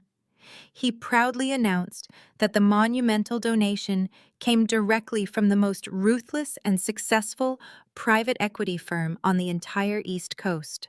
He asked the entire ballroom to turn their attention to the grand oak doors at the back of the venue so they could officially welcome the senior partner representing the firm who had personally authorized the massive life-saving donation. The heavy spotlight violently swung across the room, illuminating the massive carved wooden doors. The entire high society crowd collectively held their breath, waiting to see the mysterious corporate titan who possessed that kind of staggering liquid wealth. Slowly, the heavy brass handles turned, and the massive oak doors swung open to reveal the grand marble foyer beyond. I stood perfectly framed in the center of the doorway, bathed entirely in the blinding white spotlight, wearing my scandalous backless midnight obsidian silk gown. The heavy jet-black crystals caught the intense light, throwing sharp, violent reflections across the darkened ballroom. Elias stood one step behind my right shoulder, holding the sleek black leather portfolio that contained my family's absolute financial destruction. Standing one step behind my left shoulder was Richard, the incredibly famous multi-billionaire chief executive officer of my private equity firm, a ruthless older white man who was widely feared and respected across the entire global financial sector. A profound, heavy shockwave violently rippled through the massive ballroom as the spotlight illuminated my face. The absolute deafening silence that gripped the room was utterly terrifying in its perfection. Slowly at first, and then all at once, the densely packed crowd of mayors, billionaires, and elite socialites physically parted down the center of the room, like the Red Sea offering me a wide, completely unobstructed path directly to the main stage. I stepped forward, my impossibly high-pointed black stilettos clicking rhythmically against the polished marble floor, a sound that echoed like a ticking clock counting down to my family's total execution. The wealthiest and most powerful figures in Atlanta stepped back, bowing their heads slightly in deep, genuine respect as I floated past them, radiating an aura of cold, untouchable, absolute power. Sitting at a premier VIP table near the very front of the stage, my family watched my grand entrance in a state of absolute, paralyzed horror. Brenda's jaw dropped completely open, the expensive champagne glass slipping from her trembling fingers and shattering loudly against the base of their table. Jerome gripped the edge of his chair, his knuckles turning stark white as his mind desperately, violently tried to comprehend why the daughter he had just cruelly disowned by text message was being treated like a conquering queen by the very society he worshipped. Vanessa desperately tried to preserve her shattered reality. Her face contorted into a bizarre, terrified smile as she forcefully grabbed the arm of a wealthy socialite standing next to her. Vanessa aggressively whispered that this was all just a massive, embarrassing mistake, and that the catering company must have accidentally let the hired help wander into the main ballroom. She frantically tried to laugh it off, telling everyone at her table that I was just her broke, pathetic sister who probably snuck past the security guards to steal free food. But her desperate, pathetic lies completely died in her throat when she looked over at her husband. Spencer was not laughing. The fake, arrogant smile he had worn all night had completely vanished, replaced by an expression of pure, absolute, visceral terror. His wide, panicked eyes darted from my calm, composed face to the older, powerful billionaire standing respectfully, just one step behind me. Spencer had spent months desperately pitching his fraudulent company to Richard's private equity firm, begging them for a bailout, and he knew exactly what that ruthless man looked like. He watched Richard defer to me, allowing me to lead the way, and the devastating math finally clicked into place inside his terrified brain. Spencer realized in that horrible, breathtaking moment that his supposedly broke sister-in-law was the senior partner at the exact firm that had just legally acquired his $12 million of toxic debt. He realized that the woman in the midnight silk gown walking toward the stage was the ultimate apex predator who now entirely owned his company, his cars, and the very house his in-laws were currently sleeping in. The remaining color violently drained from Spencer's face, leaving his skin the color of dirty ash, as his knees physically buckled beneath the table, his fake empire instantly turning to dust before I even reached the microphone. As the initial shock waves of my grand entrance rippled through the room, the host of the gala, completely oblivious to the personal family drama unfolding, stepped back to the microphone to announce the beginning of the open mic networking portion of the evening, a highly anticipated tradition where Atlanta elite could briefly pitch their charitable foundations or upcoming civic projects to the room full of billionaires. The moment the host asked if anyone would like to take the floor, a violent commotion erupted at the VIP table near the front. Spencer, having just realized the terrifying reality of my identity and the presence of my billionaire boss Richard, completely lost whatever tiny fraction of sanity he had left. He knew with absolute terrifying certainty that his $12 million debt had been acquired, and that the hourglass on his fake empire had completely run out of sand. In a blind, blinding panic, he convinced himself that his only possible chance of survival was to secure a massive emergency investment right here and right now, before I reached the main stage and had the chance to open my mouth and destroy him. Spencer abruptly shoved his chair back, the heavy wooden legs screeching loudly against the marble floor, and practically sprinted toward the main stage. Vanessa reached out to grab his tuxedo jacket. Her face twisted in utter confusion, but he violently yanked himself out of her grasp, almost knocking her over in the process. He practically shoved the polite television host aside and grabbed the microphone with trembling, sweaty hands. The entire ballroom murmured in deep discomfort at his highly erratic, aggressive behavior. Spencer completely ignored the strict etiquette of the charity gala and launched into a frantic, manic business pitch. His voice echoed loudly through the room, pitching a massive, non-existent commercial real estate development project in the heart of downtown Atlanta. He was sweating profusely, heavy drops of moisture rolling down his forehead and soaking into the collar of his expensive rented tuxedo. He spoke with a terrifying manic speed, throwing out meaningless corporate buzzwords and promising absolutely impossible financial returns to anyone who would write him a check tonight. He frantically waved his free hand in the air, begging the room full of billionaires and venture capitalists to get in on the ground floor of this historic opportunity. He claimed his company, Spencer Holdings, was on the verge of a billion-dollar expansion, and that he was offering a highly exclusive chance for a select few angel investors to join his inner circle. The desperation radiating from his body was so thick and foul that you could practically smell it in the air. The wealthy elites sitting at their candlelit tables stared at him in absolute stunned silence, exchanging highly uncomfortable glances. They were seasoned corporate predators, and they instantly recognized the frantic thrashing of a drowning man. Spencer was completely unraveling live on stage, his fake old money accent slipping into a panicked, breathless ramble as he desperately begged the room for the very cash he needed to save his life. My parents, Brenda and Jerome, sat frozen at their table, their faces pale with shock, watching their perfect golden son-in-law humiliate himself and their family name in front of the most powerful people in the entire state of Georgia. They had no idea why he was acting like a cornered animal, but the sheer public embarrassment of his manic performance was already destroying their fragile social standing. They looked around the room, seeing the disgusted faces of the politicians and business owners they so desperately wanted to impress, feeling the heavy, crushing weight of secondhand embarrassment. Spencer continued to babble into the microphone, his eyes darting wildly around the room, looking for anyone who would offer him a lifeline. But he was met with nothing but cold, judgmental stares. I stood perfectly still near the grand entrance of the ballroom, watching his pathetic public meltdown with a deep, cold sense of predatory amusement. Richard leaned over slightly, whispering that it was almost sad to watch a man destroy himself so thoroughly in front of the entire city. I did not feel any sadness whatsoever. I felt only the cold, sharp edge of absolute justice preparing to strike down upon the people who had abused me for my entire life. I handed my designer clutch to Elias and began a slow, deliberate walk down the center aisle toward the main stage.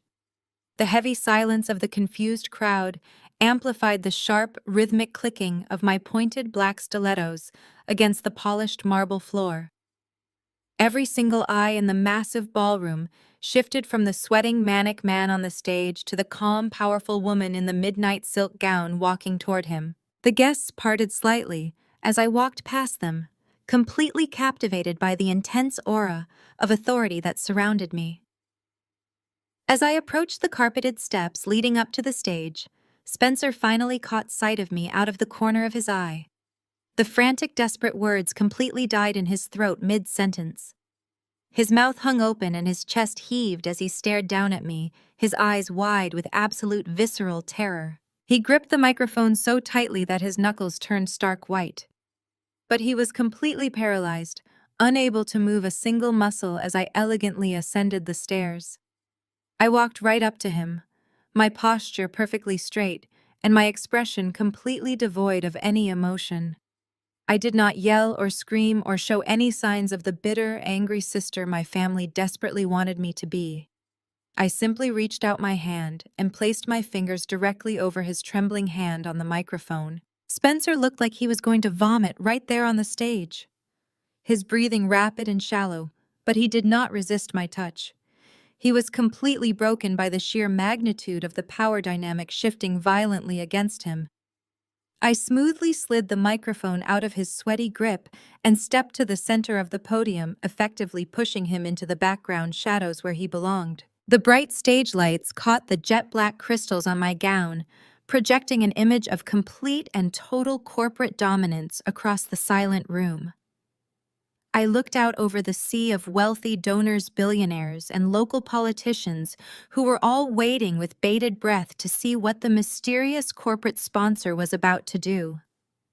I raised the microphone to my lips and spoke in a voice that was terrifyingly calm, smooth, and impeccably professional. I began by thanking the foundation host for the lovely evening and extending my deepest gratitude to the esteemed guests who had gathered to support such a vital community cause. I spoke with the practiced, flawless cadence of a senior executive addressing a boardroom, making it abundantly clear that I belonged on that stage far more than the sweating fraud standing behind me. I then smoothly transitioned my tone, adding a sharp, cold edge of absolute, unyielding authority. I informed the silent, captivated audience that as the primary corporate sponsor of the evening and a senior partner at one of the largest private equity firms in the country, I had a strict professional and ethical obligation to protect the financial integrity of the esteemed colleagues sitting in the room. I stated that it was my sworn corporate duty to actively prevent fraudulent predatory behavior whenever it occurred in my presence, especially at a charity gala designed to help the local community. The tension in the massive ballroom was so incredibly thick, it felt like the air itself had crystallized into glass. No one dared to take a breath or even shift in their seats as they waited for the executioner's axe to fall. I slowly turned my head and locked my eyes directly onto Spencer, who was physically trembling in the dark shadows of the stage, looking completely small and utterly pathetic. I stared at him with cold, dead eyes, completely stripping away the last remaining shreds of his fake, arrogant identity. The microphone amplified my voice so that every single syllable rang out with devastating, absolute clarity across the massive, silent room. I told him that it was incredibly brave to stand up here and pitch a massive multi-million-dollar commercial development project to a room full of seasoned, brilliant investors. I paused for a single deliberate second, letting the heavy silence hang over the crowd before delivering the fatal, unstoppable blow. I said, Spencer, you are pitching a project for a company that officially filed for Chapter 11 bankruptcy protection early this past Tuesday morning. A massive collective gasp violently ripped through the entire ballroom. Hundreds of wealthy elites simultaneously inhaled in pure, unadulterated shock as the massive explosive bomb was dropped directly into the center of their highly exclusive gathering. I did not raise my voice or break my professional composure for even a fraction of a second. I continued my public execution with the cold, ruthless precision of a surgeon operating on a fatal tumor. I stated clearly into the microphone that as the senior partner of the private equity firm that just legally acquired his $12 million of highly toxic, unrecoverable debt, I strongly suggested that he stop lying to my colleagues immediately.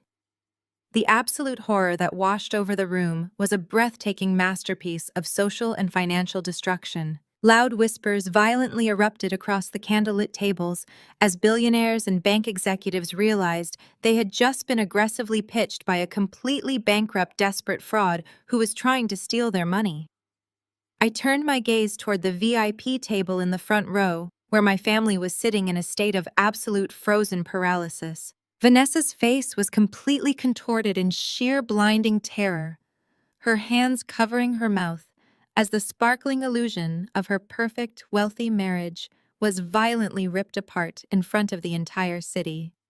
Brenda and Jerome sat entirely rigid, their eyes wide with disbelief and dawning realization as the true identity of their despised daughter was finally broadcast to the world. They finally understood that the woman they had cruelly mocked and disowned was the very same corporate titan who now held their entire lives in her hands.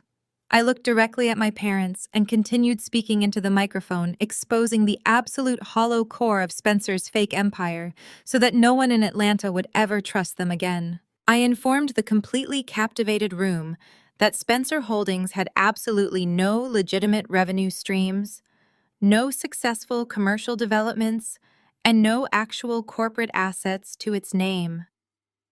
I stated that he had been running a desperate predatory Ponzi scheme, leveraging everything he owned, including properties that did not even legally belong to him, just to maintain a fake country club aesthetic while secretly drowning in an ocean of bad loans and failed investments. I made sure every single person in the high society crowd knew that the man who had been loudly bragging and shaking their hands all evening was nothing more than a pathetic, broke scam artist trying to steal their charity money to save his own sinking ship.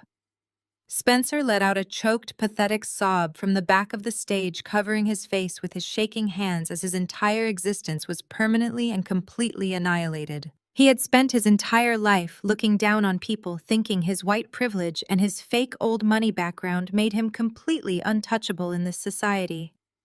But in the real ruthless world of corporate liquidations, fake money means absolutely nothing, and I had just aggressively liquidated his entire social standing in less than 3 minutes. I lowered the microphone, breaking the intense eye contact with my horrified parents, and looked back out at the shocked silence of the massive ballroom. The execution was completely flawlessly finished, and there was absolutely nothing left for them but the ashes. The air in the ballroom was already thick with the suffocating stench of Spencer's destroyed reputation. But the true execution was not quite finished. I slowly turned away from the trembling broken man in the shadows of the stage and directed my cold, unyielding gaze straight down to the front row. The bright stage lights followed my movement, illuminating my parents Brenda and Jerome and my sister Vanessa sitting completely frozen at their premier VIP table. They were staring up at me with expressions of pure, absolute terror, their minds violently rejecting the horrific reality that was unfolding in front of their wealthy peers. Brenda was shaking visibly, her hands gripping the edge of the tablecloth so tightly, her knuckles were stark white. Jerome looked like he might actually have a heart attack, his chest heaving as he desperately tried to process the fact that his favorite golden son-in-law was a completely bankrupt fraud. Vanessa was hyperventilating, her eyes darting frantically around the room, desperately looking for anyone to intervene and stop the slaughter, but no one moved. I gripped the edges of the wooden podium, leaning forward slightly so my voice would carry the absolute maximum impact. I spoke slowly, ensuring that every single syllable was perfectly enunciated and completely unavoidable. I said, and Dad Spencer did not just completely bankrupt his supposedly brilliant investment firm. He did not just lie to his clients and leverage his leased luxury cars. The room held its collective breath, sensing that the final fatal blow was about to be delivered. I continued, my voice dropping to a terrifyingly soft, razor-sharp whisper. I said he secretly took out a massive secondary mortgage on your fully paid-off house to cover his incredibly stupid gambling on toxic stocks. A sharp collective gasp violently ripped through the front rows of the ballroom. The sheer magnitude of the betrayal was breathtaking. I watched my parents' faces completely drain of color, transitioning from pale shock to a sickening shade of gray ash. Jerome's mouth fell open, trying to form words, but absolutely nothing came out. Brenda let out a tiny, choked whimper, her hand flying to her chest. I did not let them recover for even a single second. I delivered the final definitive execution. I told them that the very house they had proudly lived in for 30 years, the house they constantly bragged about owning free and clear, had been secretly signed away by the very man they worshipped. And then I said the words that finally broke them completely. I told them that the massive toxic debt portfolio my private equity firm had just legally acquired included the deed to their home. I stated perfectly clearly into the microphone a house that my firm now legally owns in its entirety. The sheer utter devastation that washed over my family was a profound masterpiece of poetic justice. The heavy, deafening silence in the room finally shattered, replaced by a chaotic eruption of horrified whispers and disgusted murmurs from the Atlanta elite.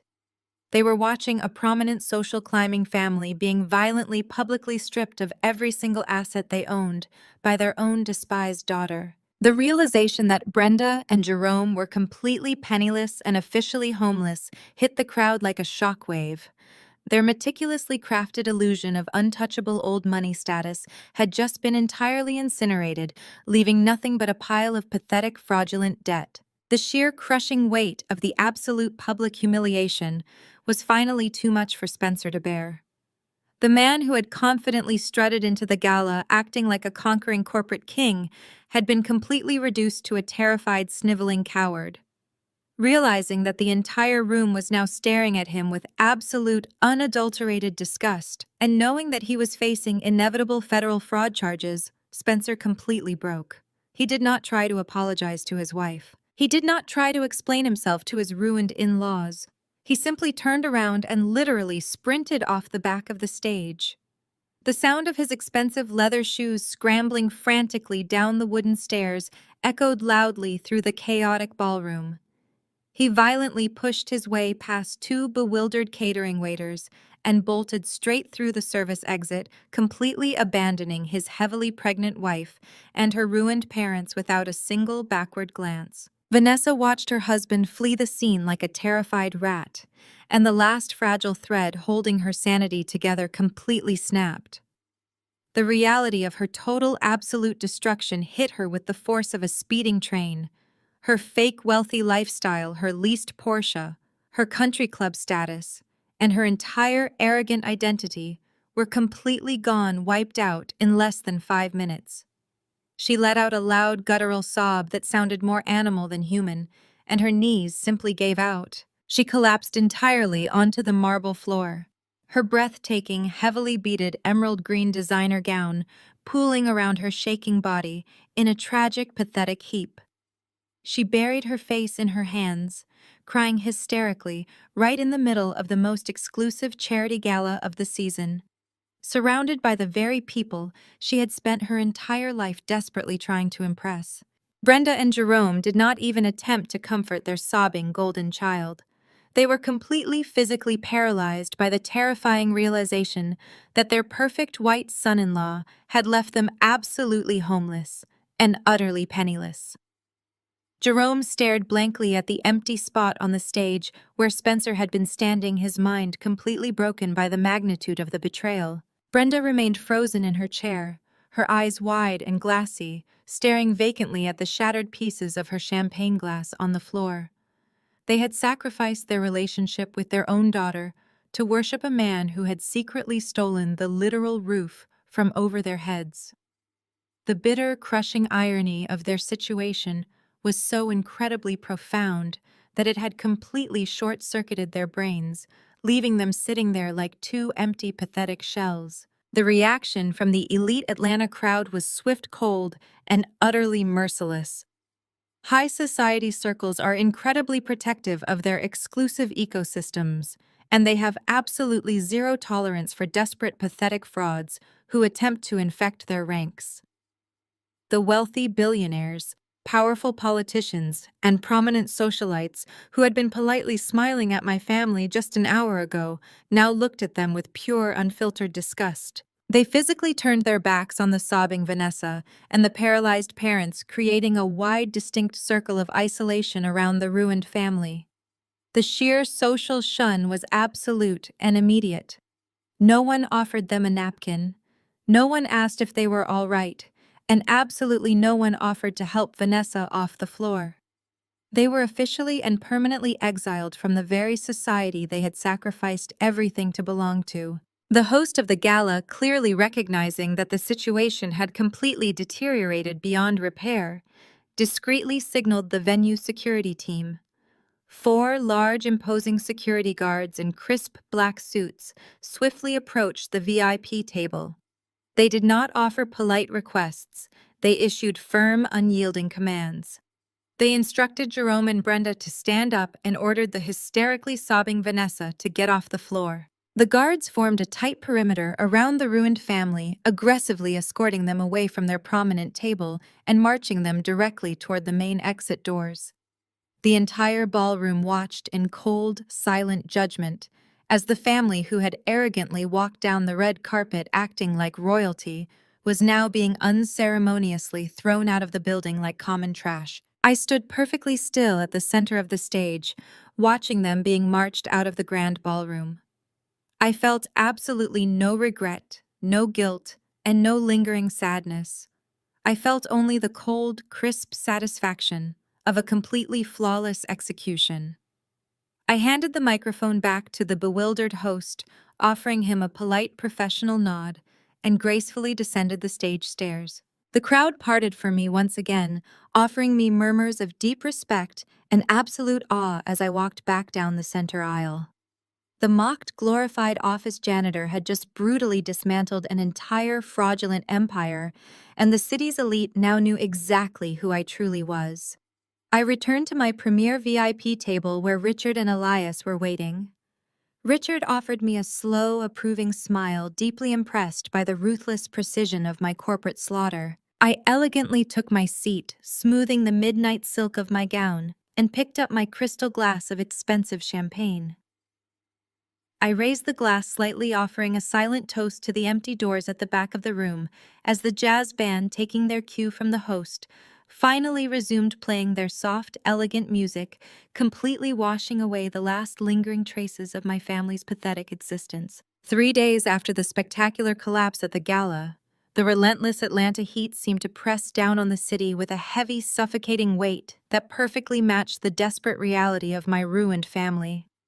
The sheer magnitude of their public destruction had finally pierced through their incredibly thick layers of absolute delusion. The elite circles they worshipped had instantly violently expelled them, and the terrifying countdown clock on their total financial ruin was loudly ticking down to zero.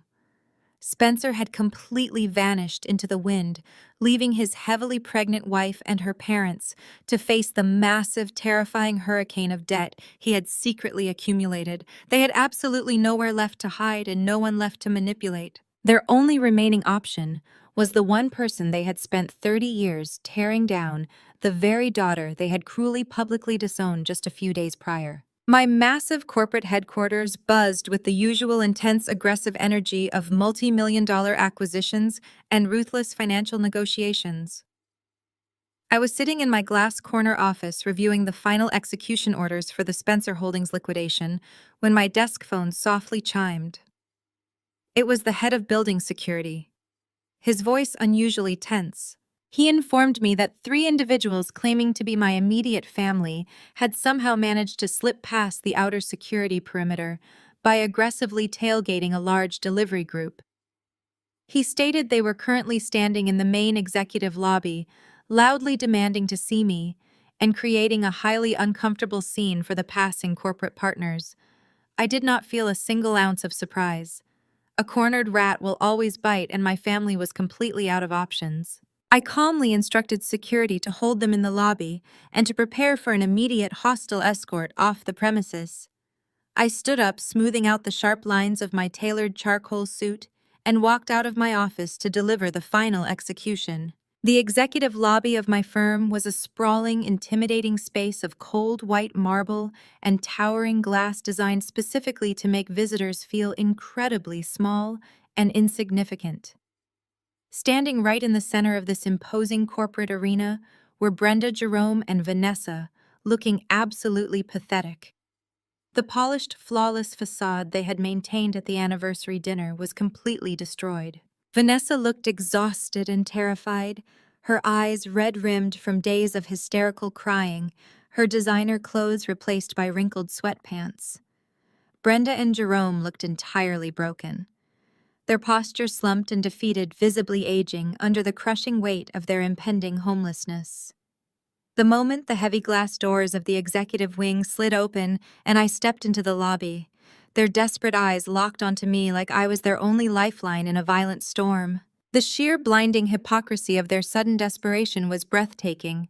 The exact same people who had arrogantly told me I was an ugly, useless burden were now staring at me with expressions of pure, unfiltered terror. Vanessa was the first to completely break down. She physically dropped to her knees on the cold marble floor, sobbing hysterically and begging me to please save them. She cried that she was pregnant, that Spencer had left her with absolutely nothing, and that she had nowhere else to go. She pleaded with me to remember that we were sisters, begging me not to punish her unborn child for her husband's terrible, unforgivable mistakes. Brenda quickly joined her, completely abandoning whatever tiny shred of pride she had left. She aggressively grabbed the edge of my tailored suit jacket, her hands shaking violently as she begged me to please stop the foreclosure on their house. She wept loudly, crying that blood is always thicker than water, and that real family must always protect each other in times of terrible crisis. Jerome stood behind them, his face completely pale, shifting uncomfortably under the harsh bright lights of the lobby. The man who had confidently typed out a massive, cruel text message disowning me was now physically trembling in the presence of my absolute power. He quietly, desperately pleaded that they had simply made a terrible, horrible mistake trusting Spencer, and that they were deeply, profoundly sorry for everything they had ever done to me. He begged me to show some mercy, asking how a daughter could possibly throw her own elderly parents out onto the cold, unforgiving street. Their performance was loud, desperate, and utterly pathetic, echoing off the marble walls of the lobby as passing corporate executives discreetly watched the spectacular meltdown. I stood perfectly still, looking down at the people who had made my entire existence a living nightmare. I did not feel an ounce of pity or a single pang of familial guilt. I felt only the cold, crisp air of the lobby and the heavy, satisfying weight of absolute total victory. I slowly reached into the pocket of my blazer and pulled out a small black velvet box. I looked directly into my mother's tear-filled eyes and gently placed the box onto the marble floor right in front of her trembling knees. She stared at it in confusion, slowly reaching out to open the lid. When she saw the heavy diamond necklace resting on the dark satin, the necklace she had pawned to the restaurant manager, her breath caught sharply in her throat. I kept my voice completely level, terrifyingly calm, and totally devoid of any emotional warmth. I told her that she was the one who had clearly established the rules of our relationship. I reminded her with slow, deliberate precision that she had proudly declared at the anniversary dinner that real family pays their own way and that people who do not contribute anything of value should not expect to be fed. I told her that Jerome had called me a glorified janitor and that Vanessa had loudly, proudly proclaimed that I was a bitter, broke thief who did not deserve a seat at their wealthy table. I stared down at them, the absolute power of the moment radiating from my posture. I stated that I was simply and strictly following the exact harsh rules they had so cruelly taught me. I informed them that the $18,000 dinner bill had been paid, the diamond necklace had been successfully retrieved, and my financial obligations to this family were now permanently, completely severed. I leaned in slightly, delivering the final devastating blow, stating that the legal foreclosure on their home would proceed exactly as scheduled this coming Friday, and that they had exactly 48 hours to completely vacate the premises before the sheriff's department aggressively removed them. Brenda let out a loud, horrific wail, clutching the diamond necklace against her chest, as the absolute finality of my words completely shattered her reality. Vanessa slumped forward, sobbing uncontrollably onto the marble floor, her desperate pleas for mercy turning into incoherent gasps. Jerome stared at me with wide, terrified eyes, finally understanding that the quiet, submissive daughter he had bullied for 30 years was truly, entirely dead. I did not let them linger in their misery for another second. I reached back into my blazer pocket and pulled out a thick stack of manila envelopes, casually dropping them onto the floor next to the velvet box. I clearly informed them that those envelopes contained highly aggressive, fully executed legal restraining orders, legally banning all three of them from ever coming within 500 feet of me, my home, or my corporate offices ever again. I took one final deeply satisfying look at the broken, ruined remains of my toxic family and slowly turned my back on them. I gave a sharp, definitive nod to the towering security guards who immediately moved in, physically pulling my sobbing family off the floor and aggressively escorting them out through the heavy revolving doors, throwing them back out into the harsh, unforgiving heat of the Atlanta streets where they truly belonged. Fast forward exactly 3 incredibly peaceful, luxurious months. The humid summer heat of Atlanta had finally broken, giving way to a crisp, clear autumn evening. I was standing on the expansive private terrace of my $4 million Buckhead penthouse, wearing a plush silk robe and holding a crystal glass of incredibly expensive vintage wine. The massive, sprawling city skyline glittered brilliantly beneath me, a beautiful, chaotic sea of lights that I now surveyed from the absolute very top of the food chain. The heavy, suffocating toxicity of my past had been completely surgically removed from my life, and the silence in my massive home was absolutely exquisite. Elias, my ever-faithful assistant, had just delivered my weekly personal briefing, discreetly summarizing the current status of the Spencer Holdings liquidation and the subsequent fallout. The updates were brief, factual, and entirely deeply satisfying. Spencer had been aggressively apprehended by federal agents while attempting to flee the country and was currently sitting in a federal penitentiary awaiting trial for massive multi-million-dollar wire fraud and severe financial embezzlement. His fake old money empire had been completely sold off for scrap parts, ensuring he would never see a single dime of freedom or wealth ever again. Vanessa, the former glittering golden child of Atlanta high society, was currently working a grueling minimum wage retail job at a local mall, desperately trying to slowly pay off the massive high-interest credit card debt she had recklessly incurred just to rent her designer gala gown. She was completely shunned by her former wealthy friends, forced to live a quiet, exhausting life, entirely stripped of the superficial validation she once so desperately craved. And my parents, Brenda and Jerome, had been officially forcefully evicted from their sprawling suburban home, exactly as promised. They were currently living in a cramped, heavily outdated two-bedroom apartment on the extreme outskirts of the city, far, far away from the elite country clubs and the luxurious society events they had once aggressively dominated. Their pristine reputation was entirely destroyed, their fake wealth completely evaporated, and they were left with absolutely nothing but the crushing daily reality of their own arrogant, terrible choices. I took a slow, deliberate sip of my wine, the rich, complex flavor completely washing over my tongue. The stars above Atlanta were shining brightly, totally unbothered by the petty human drama unfolding far below them. I leaned against the cool glass railing of my penthouse, breathing in the crisp, clean air. I had completely survived their abuse, dismantled their fraudulent empire, and violently repossessed my own self-worth. I was standing absolutely alone at the very top, completely free, completely powerful, and entirely untouchable. The most powerful lesson from this story is that your self-worth should never be tied to the conditional approval of toxic people, even if they share your DNA. For years, Deandra's family tried to diminish her accomplishments to protect their own fragile egos and fake lifestyles. However, true power comes from walking away from abusive environments and building your success in silence. You do not owe your energy, resources, or loyalty to people who only exploit and disrespect you. Setting ironclad boundaries isn't an act of cruelty, it is the ultimate act of self-respect and personal freedom. Drop a comment below sharing how you have established healthy boundaries in your own life, and hit that subscribe button for more empowering stories.